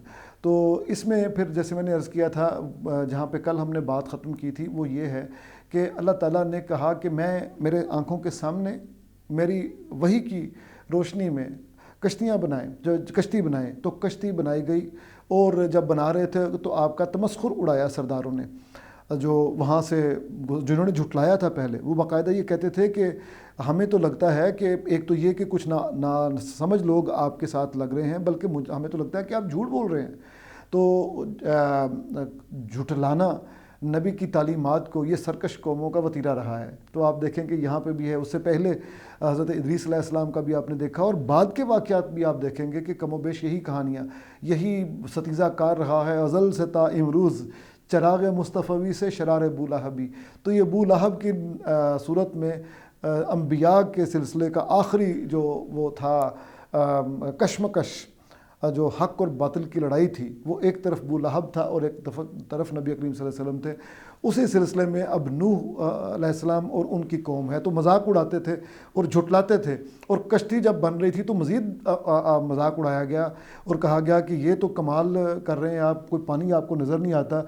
तो हज़रत नूह अलैहिस्सलाम ने बड़ी दिलचस्प बात की, उन्होंने कहा कि देखते हैं कि कल यानी जब अल्लाह अपना वादा पूरा कर देगा तो फिर कौन किसका मजाक उड़ाएगा। बहरहाल अल्लाह ताला के हुक्म से आपने 3 मंजिला कश्ती बनाई और तमाम अनवा जो हैं उनके ज़ौजैन, वो जोड़े, उनको अपने कश्ती पे सवार किया और अल्लाह के हुक्म से फिर पानी जो है वो जारी हुआ। तनूर का ज़िक्र है कुरान हकीम में कि तनूर से पानी उबल पड़ा, वाफर मिकदार में पानी आया। तो इसकी 2 तौजीहात या तशरीहात या तफसीरें हैं।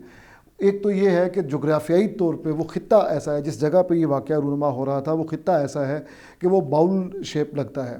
तो कोई यानी समंदर ऊपर है और जैसे हम कराची को बाज़ औक़ात कहते हैं कि कराची के बाज़ हिस्से नीचे हैं समंदर की सी लेवल से, तो वो जो चट्टानें हैं उसमें सुराख हो गया और उससे फिर वो पानी आना शुरू हो गया, उसकी तरफ इशारा है।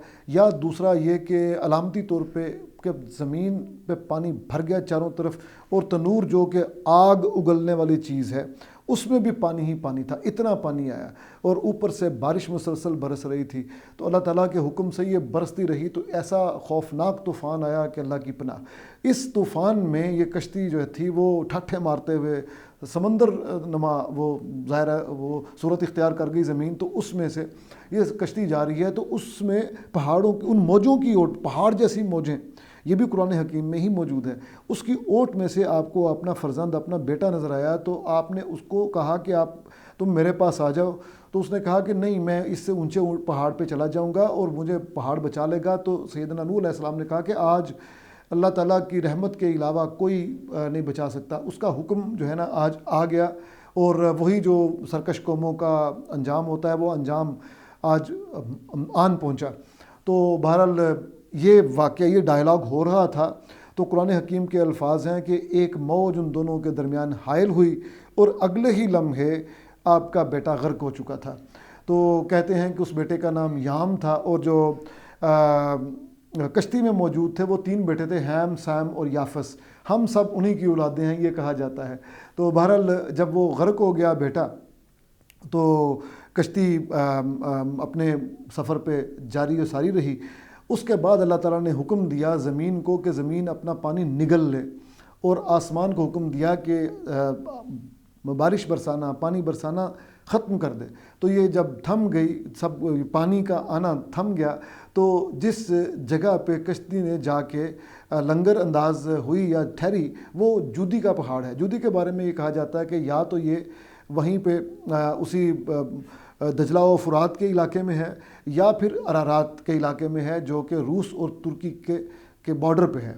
तो बहरहाल आजकल ज़्यादातर गुमान यही है कि ये रूस और तुर्की के बॉर्डर पे है और अल्लाह ताला ने इस कश्ती को महफूज रखा है। और हमें निशानी दिखाने के लिए बाज़ लोगों ने ये भी बल्कि दावा किया है कि हमने उसके कोई देखी हैं निशानात देखे हैं, लेकिन करीब जाके नहीं देखा कि ये वाक़तन वो कश्ती है। कश्ती नुमा कोई चीज़ ज़रूर है, बाज़ पायलट्स ने ये बताया है। तो बहरहाल जनाब ये वाक़या है सारा। इसमें आखिर पे जाते जाते आपके सामने ये ज़िक्र करना बड़ा ज़रूरी है कि जब ये तूफ़ान थम गया, तो यानी तूफ़ान थम जाने के बाद वाली आयत में ये है कि नूह अलैहिस्सलाम ने कहा कि ए अल्लाह, ये जो मेरा बेटा है ये भी तो मेरा अहल था, अहलो अयाल में से था, तो आपने तो वादा किया था कि मेरा अहलो अयाल बचा लेंगे, तो आप तो बेहतरीन मुनसिफ़ हैं, आप तो अपने वादे के ख़िलाफ़ नहीं करते, तो ये क्या हुआ? ज़ाहिर है वो पिदराना शफ़क़त।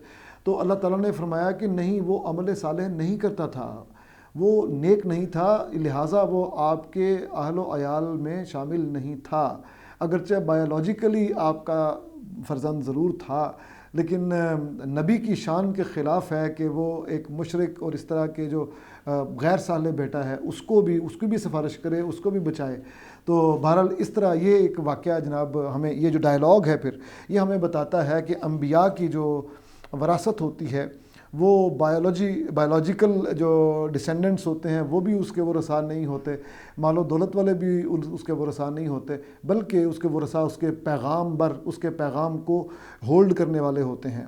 तो बल्कि वो कैरन आर्मस्ट्रांग ने लिखा है कि चश्मे फलक ने ये देखा कि मक्का से जब हिजरत की मदीना की तरफ नबी करीम सल्लल्लाहु अलैहि वसल्लम ने, तो आपकी जो लीनिएज है वो आपके साथ नहीं है, बल्कि ये एक अजीब कबीला था जो लीनिएज ब्लड लाइन के बग़ैर था, और वो था एक दावत पे, मैसेज के नतीजे पे बनने वाला कबीला। तो जनाब ये थी नूह अलैहिस्सलाम की दास्तान। कश्ती नूह कैसे बनी और तूफ़ान नूह कैसे आया, कैसे थमा, और आपका जो बेटा था वो किस तरह उसमें गर्क हुआ, और उसके बाद फिर ये सिलसिला जो है हैम, सैम और याफस, इनसे ये सिलसिला आगे चला। और इंशाअल्लाह फिर अगली जो हमारा जो अगली ट्रांसमिशन में जो सेगमेंट होगा वो हज़रत हूद अलैहिस्सलाम के बारे में होगा, जिन के नाम पर ये सूरत थी, जिसमें ये सारा वाक़या था, और जो हमने आज आपके सामने पेश किया है। अल्लाह ताला से मग़फ़िरत तलब करते रहने चाहिए कि ये अल्लाह ताला हमें उस तरह के अंजाम से दो चार ना करे जिस तरह के अंजाम से सरकश कौमों को दो चार किया जाता है। बहुत शुक्रिया प्रोफेसर साहब आपका। अब यहाँ वक्त हुआ एक ब्रेक का, ब्रेक के बाद दोबारा मिलते हैं।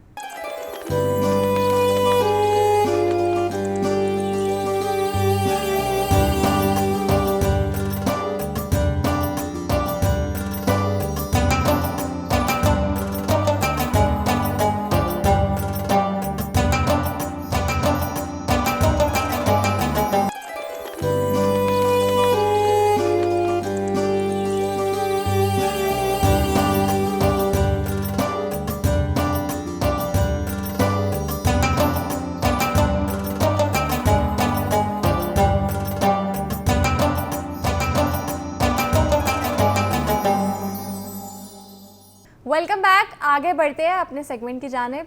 रमज़ानुल मुबारक की बाबरकत सातों में जहां इबादत का नूर है, वहीं इफ्तार की रौनकें हमारी रिवायात का लाजमी हिस्सा भी है। इफ्तार पार्टीज़ में शिरकत के लिए ख़वातीन अक्सर इस कश्मकश में रहती हैं कि वो क्या पहने जो बावकार भी हो और वक्त की मुनासबत से आरामदेह भी।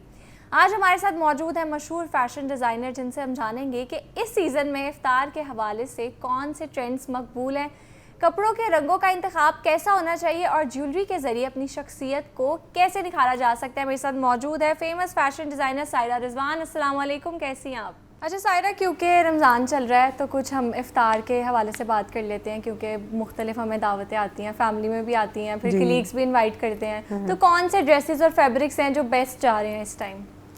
अच्छा देखो, क्योंकि अफ्तार अभी जो आजकल रमज़ान आया है हमारा मिड सीज़न में आया है, गर्मियों वाला भी नहीं है, तो हम बिल्कुल लाइट फैब्रिक तो नहीं इस्तेमाल कर रहे, लॉन तो नहीं कर रहे, लेकिन हम लोगों ने कैमरिक पे और ग्रिप के फैब्रिक हैं जो हम इस्तेमाल कर रहे हैं। लेकिन उसके अलावा जो फेस्टिव कुछ जैसे चिकनकारी का फैब्रिक है और बोरिंग वाली एम्ब्रॉयडरी वाले कॉटन में कपड़े हैं, तो वो और light pastel colours like off white, peaches, ये सब अफ्तार में, क्योंकि आपको सेल्फ एम्ब्रॉयडरी लाइटर अच्छे लगते हैं कपड़े, क्योंकि आपने आगे थोड़ा ईद से डिस्टिंग्विश करना होता है, क्योंकि बिल्कुल हैवी नहीं कर सकते। लेकिन it depends on the scale of the event. अगर घर की में है तो आप किस तरह के कपड़े पहनेंगे, हल्की सी घर के अंदर गैदरिंग है तो आप फ्लैट जूतों के साथ और लाइट एम्बेलिशमेंट वाले कपड़े पहनेंगे। लेकिन अगर आप किसी होटल में जा रहे हैं तो आप डिफरेंट तरीके से तैयार होकर जाते हैं, जिसमें थोड़ा सा आप ऑलवेज एक हील जो है आपको एक स्टाइल दे देती है, एक गेट दे देती है, हाँ, एक वॉक आपका डिफरेंट हो जाता है उस कपड़ों में। तो स्लीपर्स तो मैं बिल्कुल वो नहीं प्रेफर करती कि आप कहीं भी बाहर पहन कर जाएं, या स्लिप ऑन्स, तो थोड़े से हील के साथ आपका ड्रेस की लुक भी अच्छी हो जाती है। अच्छा, कलर्स भी बताएं, कौन से कलर्स हैं जो बहुत ज़्यादा ट्रेंड पे हैं इस टाइम? इसमें lilac colour, peach colour, off white colour, हाँ जी, बटर येलो कलर और पेस्टल पिंक, ये तो जो हमारे स्टेपल रहने वाले हैं कलर्स फॉर समर्स, आगे भी और बड़ी ईद पे भी, छोटी ईद पे भी यही ट्रेंडिंग होगा।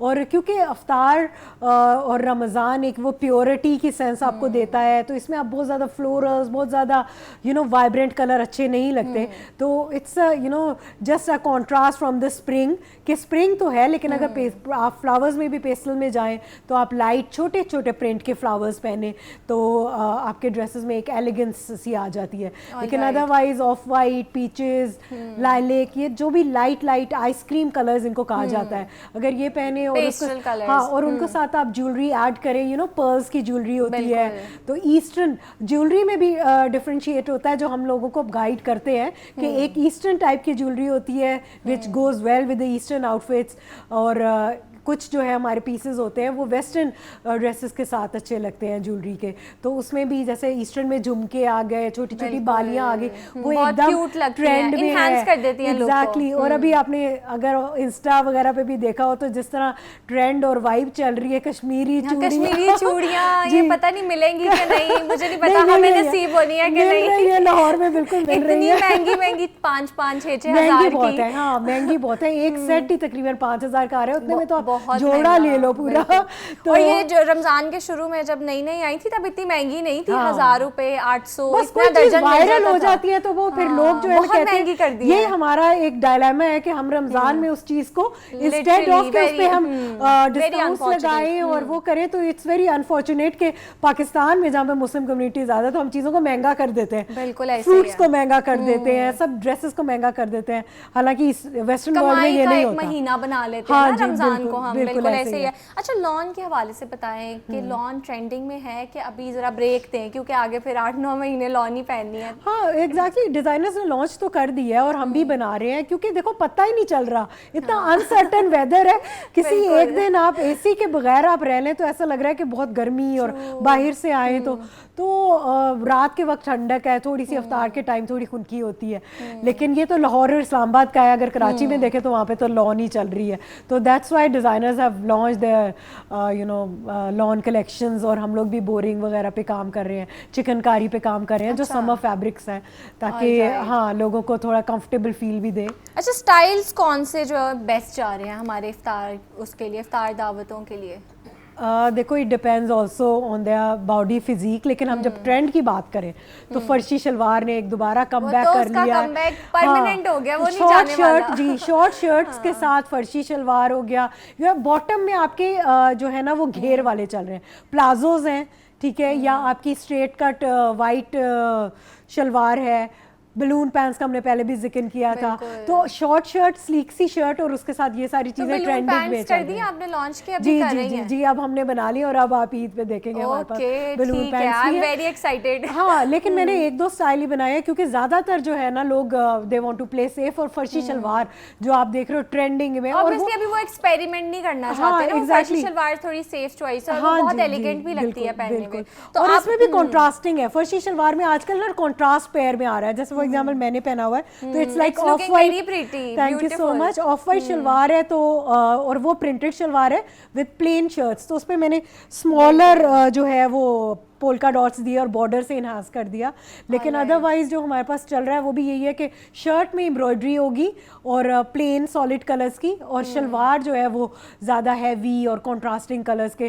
तो अगर आप देखो भी तो पूरा इंटरनेट भी और पिंटरेस्ट इन चीज़ों से भरा पड़ा है, ईद में यही ट्रेंडिंग है। बिल्कुल ऐसे ही आप खुद भी अपने ड्रेसेस लेके आए इतने प्यारे प्यारे, तो मैं चाहूँगी मुझे भी दिखाएं, हमारे व्यूअर्स को भी दिखाएं कि कौन कौन से आपके पास ड्रेसेस। ये चिकनकारी का फैब्रिक है, तो वो मैं अपना ऑफ वाइट ही क्लासिकल एक चीज़ ही दिखाऊंगी जो you know of white and enhance with pearls और चिकनकारी का, और आपने इसमें देखो सीक्वेंसेस भी हैं सारे।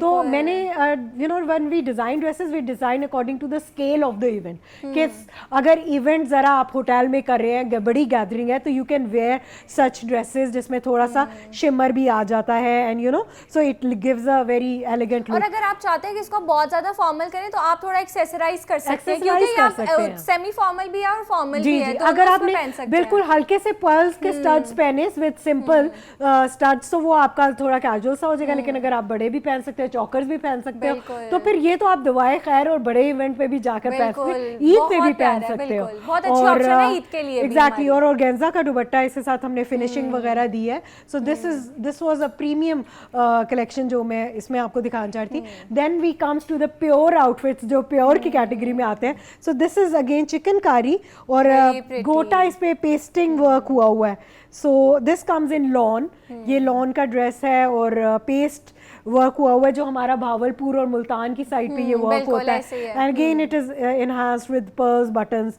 और ऑर्गेन्जा का दुपट्टा है जिसे हम इफ्तार में भी पहन सकते हैं, बहुत ज्यादा लाइट साइज के ऊपर जी, और इनकी हमने लॉन्गर लेंथ रखी है ताकि आप जो है ना यू नो फ्रीली अपना जब इफ्तार में आपको पता कुछ काम भी होते हैं लेडीज के, तो वो सही तरह काम भी कर सकते हैं, ठीक है, क्योंकि कुछ भी डैंगलिंग ज्यादा ऑर्गेन्जा फिनिशिंग होते हैं वो चुपते भी हैं और वो इतने प्यारे भी नहीं लगते। जी एग्जैक्टली, तो this was one of the choice जो हमारा ट्रेडिशन को भी पोर्ट्रे करता है। कैसी होनी चाहिए, छोटे छोटे से झुमके जी, इसके साथ झुमके, और आपको पता है व्हाइट ड्रेस के साथ ऑक्सीडाइज्ड ज्वेलरी बहुत अच्छी लगती है, जो सिल्वर ऑक्सीडाइज्ड है, उसमें भी हमारे पास कश्मीरी झुमके भी आ रहे हैं, छोटे झुमके ले सकते हैं, बड़े कर सकते हैं, और ऑक्सीडाइज सिल्वर कलर की या गोल्ड कलर की आप ज्वेलरी इसके साथ पहने, नॉट ऑल टुगेदर कि अगर पर्ल्स के बटन है तो पर्ल्स पहने, इसके साथ खुस्सा भी पहन सकते हैं और हील, दोनों अच्छा लगेगा। हाँ बिल्कुल बिल्कुल, खुस्सा तो अभी फिर दोबारा बहुत ज्यादा ट्रेंड और ईद पे तो खुस्सा मुझे लगता है कि वो मैंडेटरी है, सब पहनते हैं, बिल्कुल बिल्कुल मैंडेटरी है।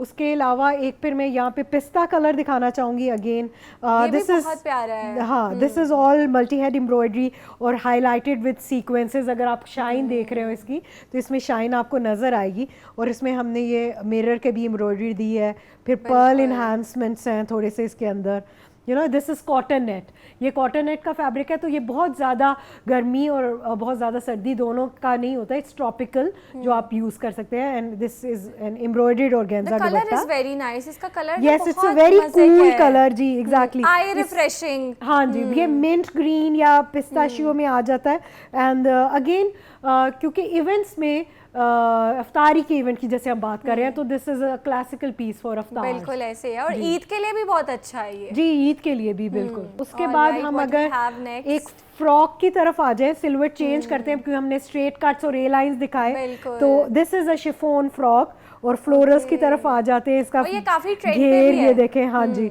तो और इसमें भी वाइट एम्ब्रॉयडरी हमने नेकलाइन पे दी है और पर्ल्स एंड स्टोन्स का काम ही है, और इसके साथ शिफॉन का दुपट्टा है। तो you know there are different type of people जो डिफरेंट तरह के सिल्हट पहनना पसंद करते हैं। अगर कोई अच्छी पतली सी लड़की है यू नो और स्मार्ट से उसके ये, और लड़कियां वैसे भी ऐसे डिजाइन्स बहुत ज्यादा प्रेफर करती हैं, थोड़े फ्लोई से और इजी टू कैरी। एग्जैक्टली, और ये इसमें हमने इलास्टिसाइज स्लीव दिए चुनट वाले, ये तो ये थोड़ा सा रिवाइव हो गया है। हाँ, ओल्ड वर्ल्ड चार्म भी थोड़ा सा, क्योंकि फ्रॉक्स में आप देखेंगे बहुत अच्छा लगता है फिटिंग वाले बाजू। हाँ, क्योंकि देखो फ्रॉक में अगर आपका घेर दामन में है तो आपको फिर बड़े वाइड वाले बाजू अच्छे नहीं लगते। बिल्कुल ऐसे जब वो आपका घेर यहाँ पर है तो आपके ये चुन्नट वाले या बिल्कुल स्लीक बाजू या एलिगेंट लगते हाँ या पफ स्लीव वाले बाजू बहुत अच्छे लगते हैं। तो एक ये केमिस्ट्री है ड्रेसेस की जो हमें क्लाइंट्स को बतानी होती है कि how to carry yourself and how to dress. ठीक है, अब जब हम और चिकन्स की बात कर रहे हैं तो मैं यहाँ पे एक और भी ये ऑफ वाइट एंड पीच सा दिखाना चाहूंगी। This is a very also light kind of fabric chicken का है, गर्मियों के लिए भी बहुत एलिगेंट है, लॉन है। इसके नेक पे जो आपने वो पर्ल्स के साथ किया हुआ है, ये बहुत ज्यादा डिसेंट लग रहा है और इसने एकदम से एनहांस कर दिया उसको। जी एग्जैक्टली। तो ये आप घर की जो है, अगर आपकी इफ्तार है घर में आप प्लान कर रहे हो तो आप इसके साथ पीच और इसके साथ यू नो जरूरी नहीं है कि व्हाइट आप पहने, आप कॉन्ट्रास्टिंग दुपट्टा पहने तो it gives an uplift to the dress. उसके अलावा फिर मैं आपको एक ये प्रिंटेड में दिखाना चाहूंगी। This is Swiss lawn. ठीक है, हाँ, ये भी हमने एप्लीक एम्ब्रॉयडर्ड किया है इसके ऊपर। This is multi head embroidery से हमने इस इनहांस किया। This is a kurta look, बड़ी शलवार के साथ ही है। और इसमें हमने चिकन की एम्ब्रॉयडरी ड्रेस में सेल्फ में है। ऑलराइट, हाँ जी, तो ये भी बहुत प्यारा है, लाइट सा, डिसेंट सा। जी जी। तो it comes also with you know wider length का प्लाजो है उसके, और ये चिकन का इसके साथ दुपट्टा है। और ये प्रिंट में देख रही हूँ बहुत ज्यादा blue and white, blue and white, हाँ, ब्लू एंड व्हाइट प्रिंट में बहुत ज्यादा है। बहुत लोगों ने लॉन्च किया है अभी। जी जी, कॉर्ड सेट्स है होंगे या शॉर्ट शर्ट होगी, ब्लू एंड व्हाइट को प्रिंटिंग में आजकल बहुत ज्यादा, और ये पिछले साल से ही ट्रेंड पे है। हाँ जी, बिल्कुल बिल्कुल ऐसे ही। So this is kurta look जो मैं आपको दिखाना चाह रही थी। ऑलराइट, ये ग्रीन मुझे नजर आ रहा है, डार्क ग्रीन सा, ये बहुत मजे का लग रहा है, ये भी दिखाएं। जी, ये हमने ग्रिप फैब्रिक पे बनाया है और इसके साथ फर्शी शलवार है। अगर मैं आपको यहाँ से खोल के दिखाऊं, और ये शॉर्टर शर्ट और फर्शी शलवार में आ जाता है ट्रेंड, क्योंकि हमने वहाँ पे अभी लॉन्गर की बात की थी। तो this one is a farshi shalwar and ये एम्बेलिश विद चीजें एक दूसरे को कॉम्प्लीमेंट कर रही हैं। हाँ जी, शिफॉन का दुपट्टा है और इसको हमने एम्बेलिश किया है। अगर आप इसके भी नेक पे देखें तो ये सुच्चा गोटा एंड लेसेस वगैरह के साथ इसको एम्बेलिश किया है हमने।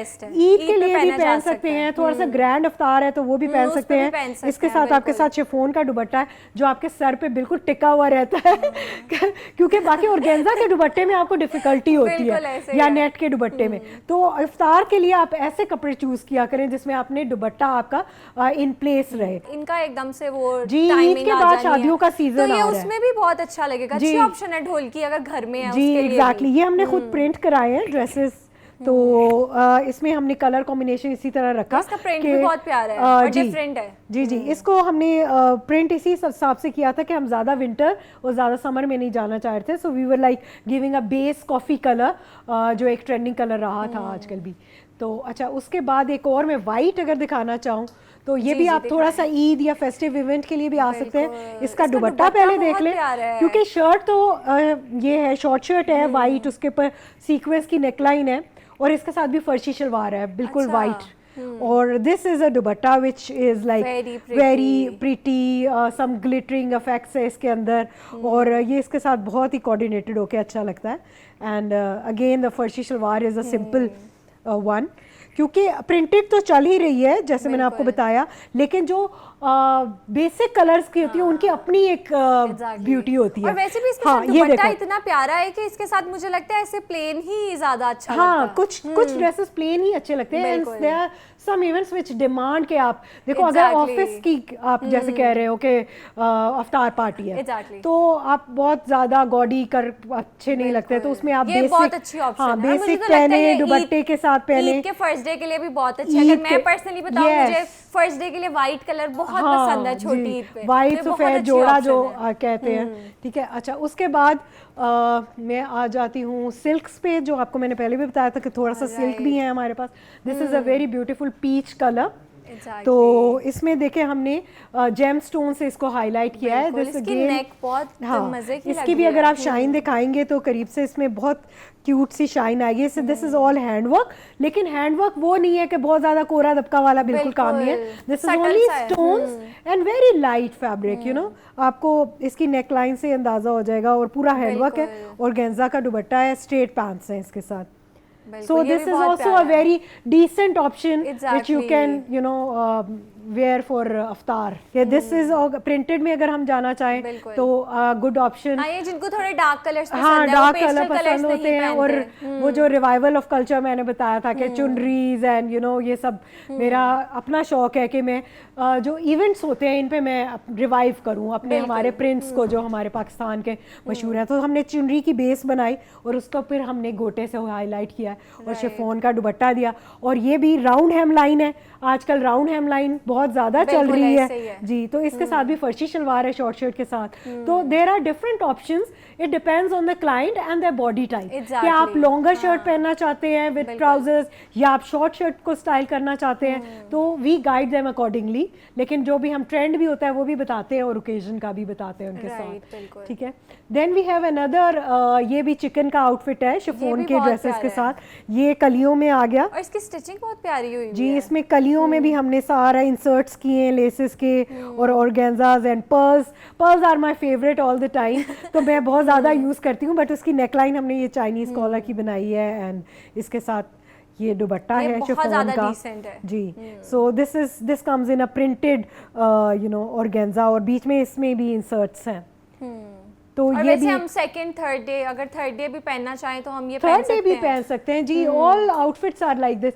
देखो ये हमें अपने स्केल ऑफ इवेंट देखना है कि आपके घर में, तो देखो घर में हाथ के काम वाले कपड़े पहन के आप बैठते हुए अच्छे नहीं लगते। Then you need something very casuals और हैंग आउट करना है उसके लिए भी। और ये जो आपने कलियों वाला दिखाया है, अगर हम चाहें हम इसको भी थोड़ा फैंसी कर सकते हैं, थोड़ा एक्सेसराइज कर लें, एक क्लच पकड़ लें और हील्स थोड़ी फैंसी पहन लें, तो वो भी बहुत ज्यादा प्यारा लगेगा और ये बहुत ज्यादा डिसेंट है। हाँ जी, ये बहुत एक अच्छा आउटफिट था। और तो ये भी हमने सॉलिड ही दी है नेकलाइन के साथ, लेकिन इसके दुपट्टे को हमने थोड़ा सा इनहांस कर दिया कि यू नो थोड़ा सा इसमें शिमर आ जाए। और हाँ, तो इसके इवेंट के लिहाज से इसको थोड़ा सा हमने हैवी कर दिया, वरना अदरवाइज नेकलाइन इसकी पर्ल्स की है। और zinc aqua marine colour is a favourite colour. Exactly नहीं, बहुत प्यारी कलेक्शन है and thank you so much Saira. मुझे पर्सनली आपके ड्रेसेस बहुत प्यारे लगे हैं। आपने तो कहा है इफ्तार के लिए अच्छे हैं, लेकिन ये सारे मुझे ईद के लिए बेस्ट लग रहे हैं और ऑब्वियसली इफ्तार में भी पहन सकते हैं। हाँ। एक दफ़ा फिर बहुत शुक्रिया आपका, thank you so much. All right, तो फैशन ट्रेंड्स के हवाले से बात कर रहे थे और माह रमज़ान चल रहा है, इसमें हमें इफ्तार की दावतें भी आती हैं, तो उस पर क्या पहने इस हवाले से भी हमने जाना। और आगे ईद आ रही है, उसके लिए क्या बेस्ट फैब्रिक्स हैं, क्या कलर्स हैं, वो भी हमें सायरा ने बताया और अपनी बहुत प्यारी सी कलेक्शन भी हमें दिखाई है। सायरा बहुत शुक्रिया आपका। दैट्स इट फॉर टुडे, मिलते हैं कल इंशाल्लाह। अपना बहुत ज़्यादा ख्याल रखिएगा। अल्लाह हाफिज़।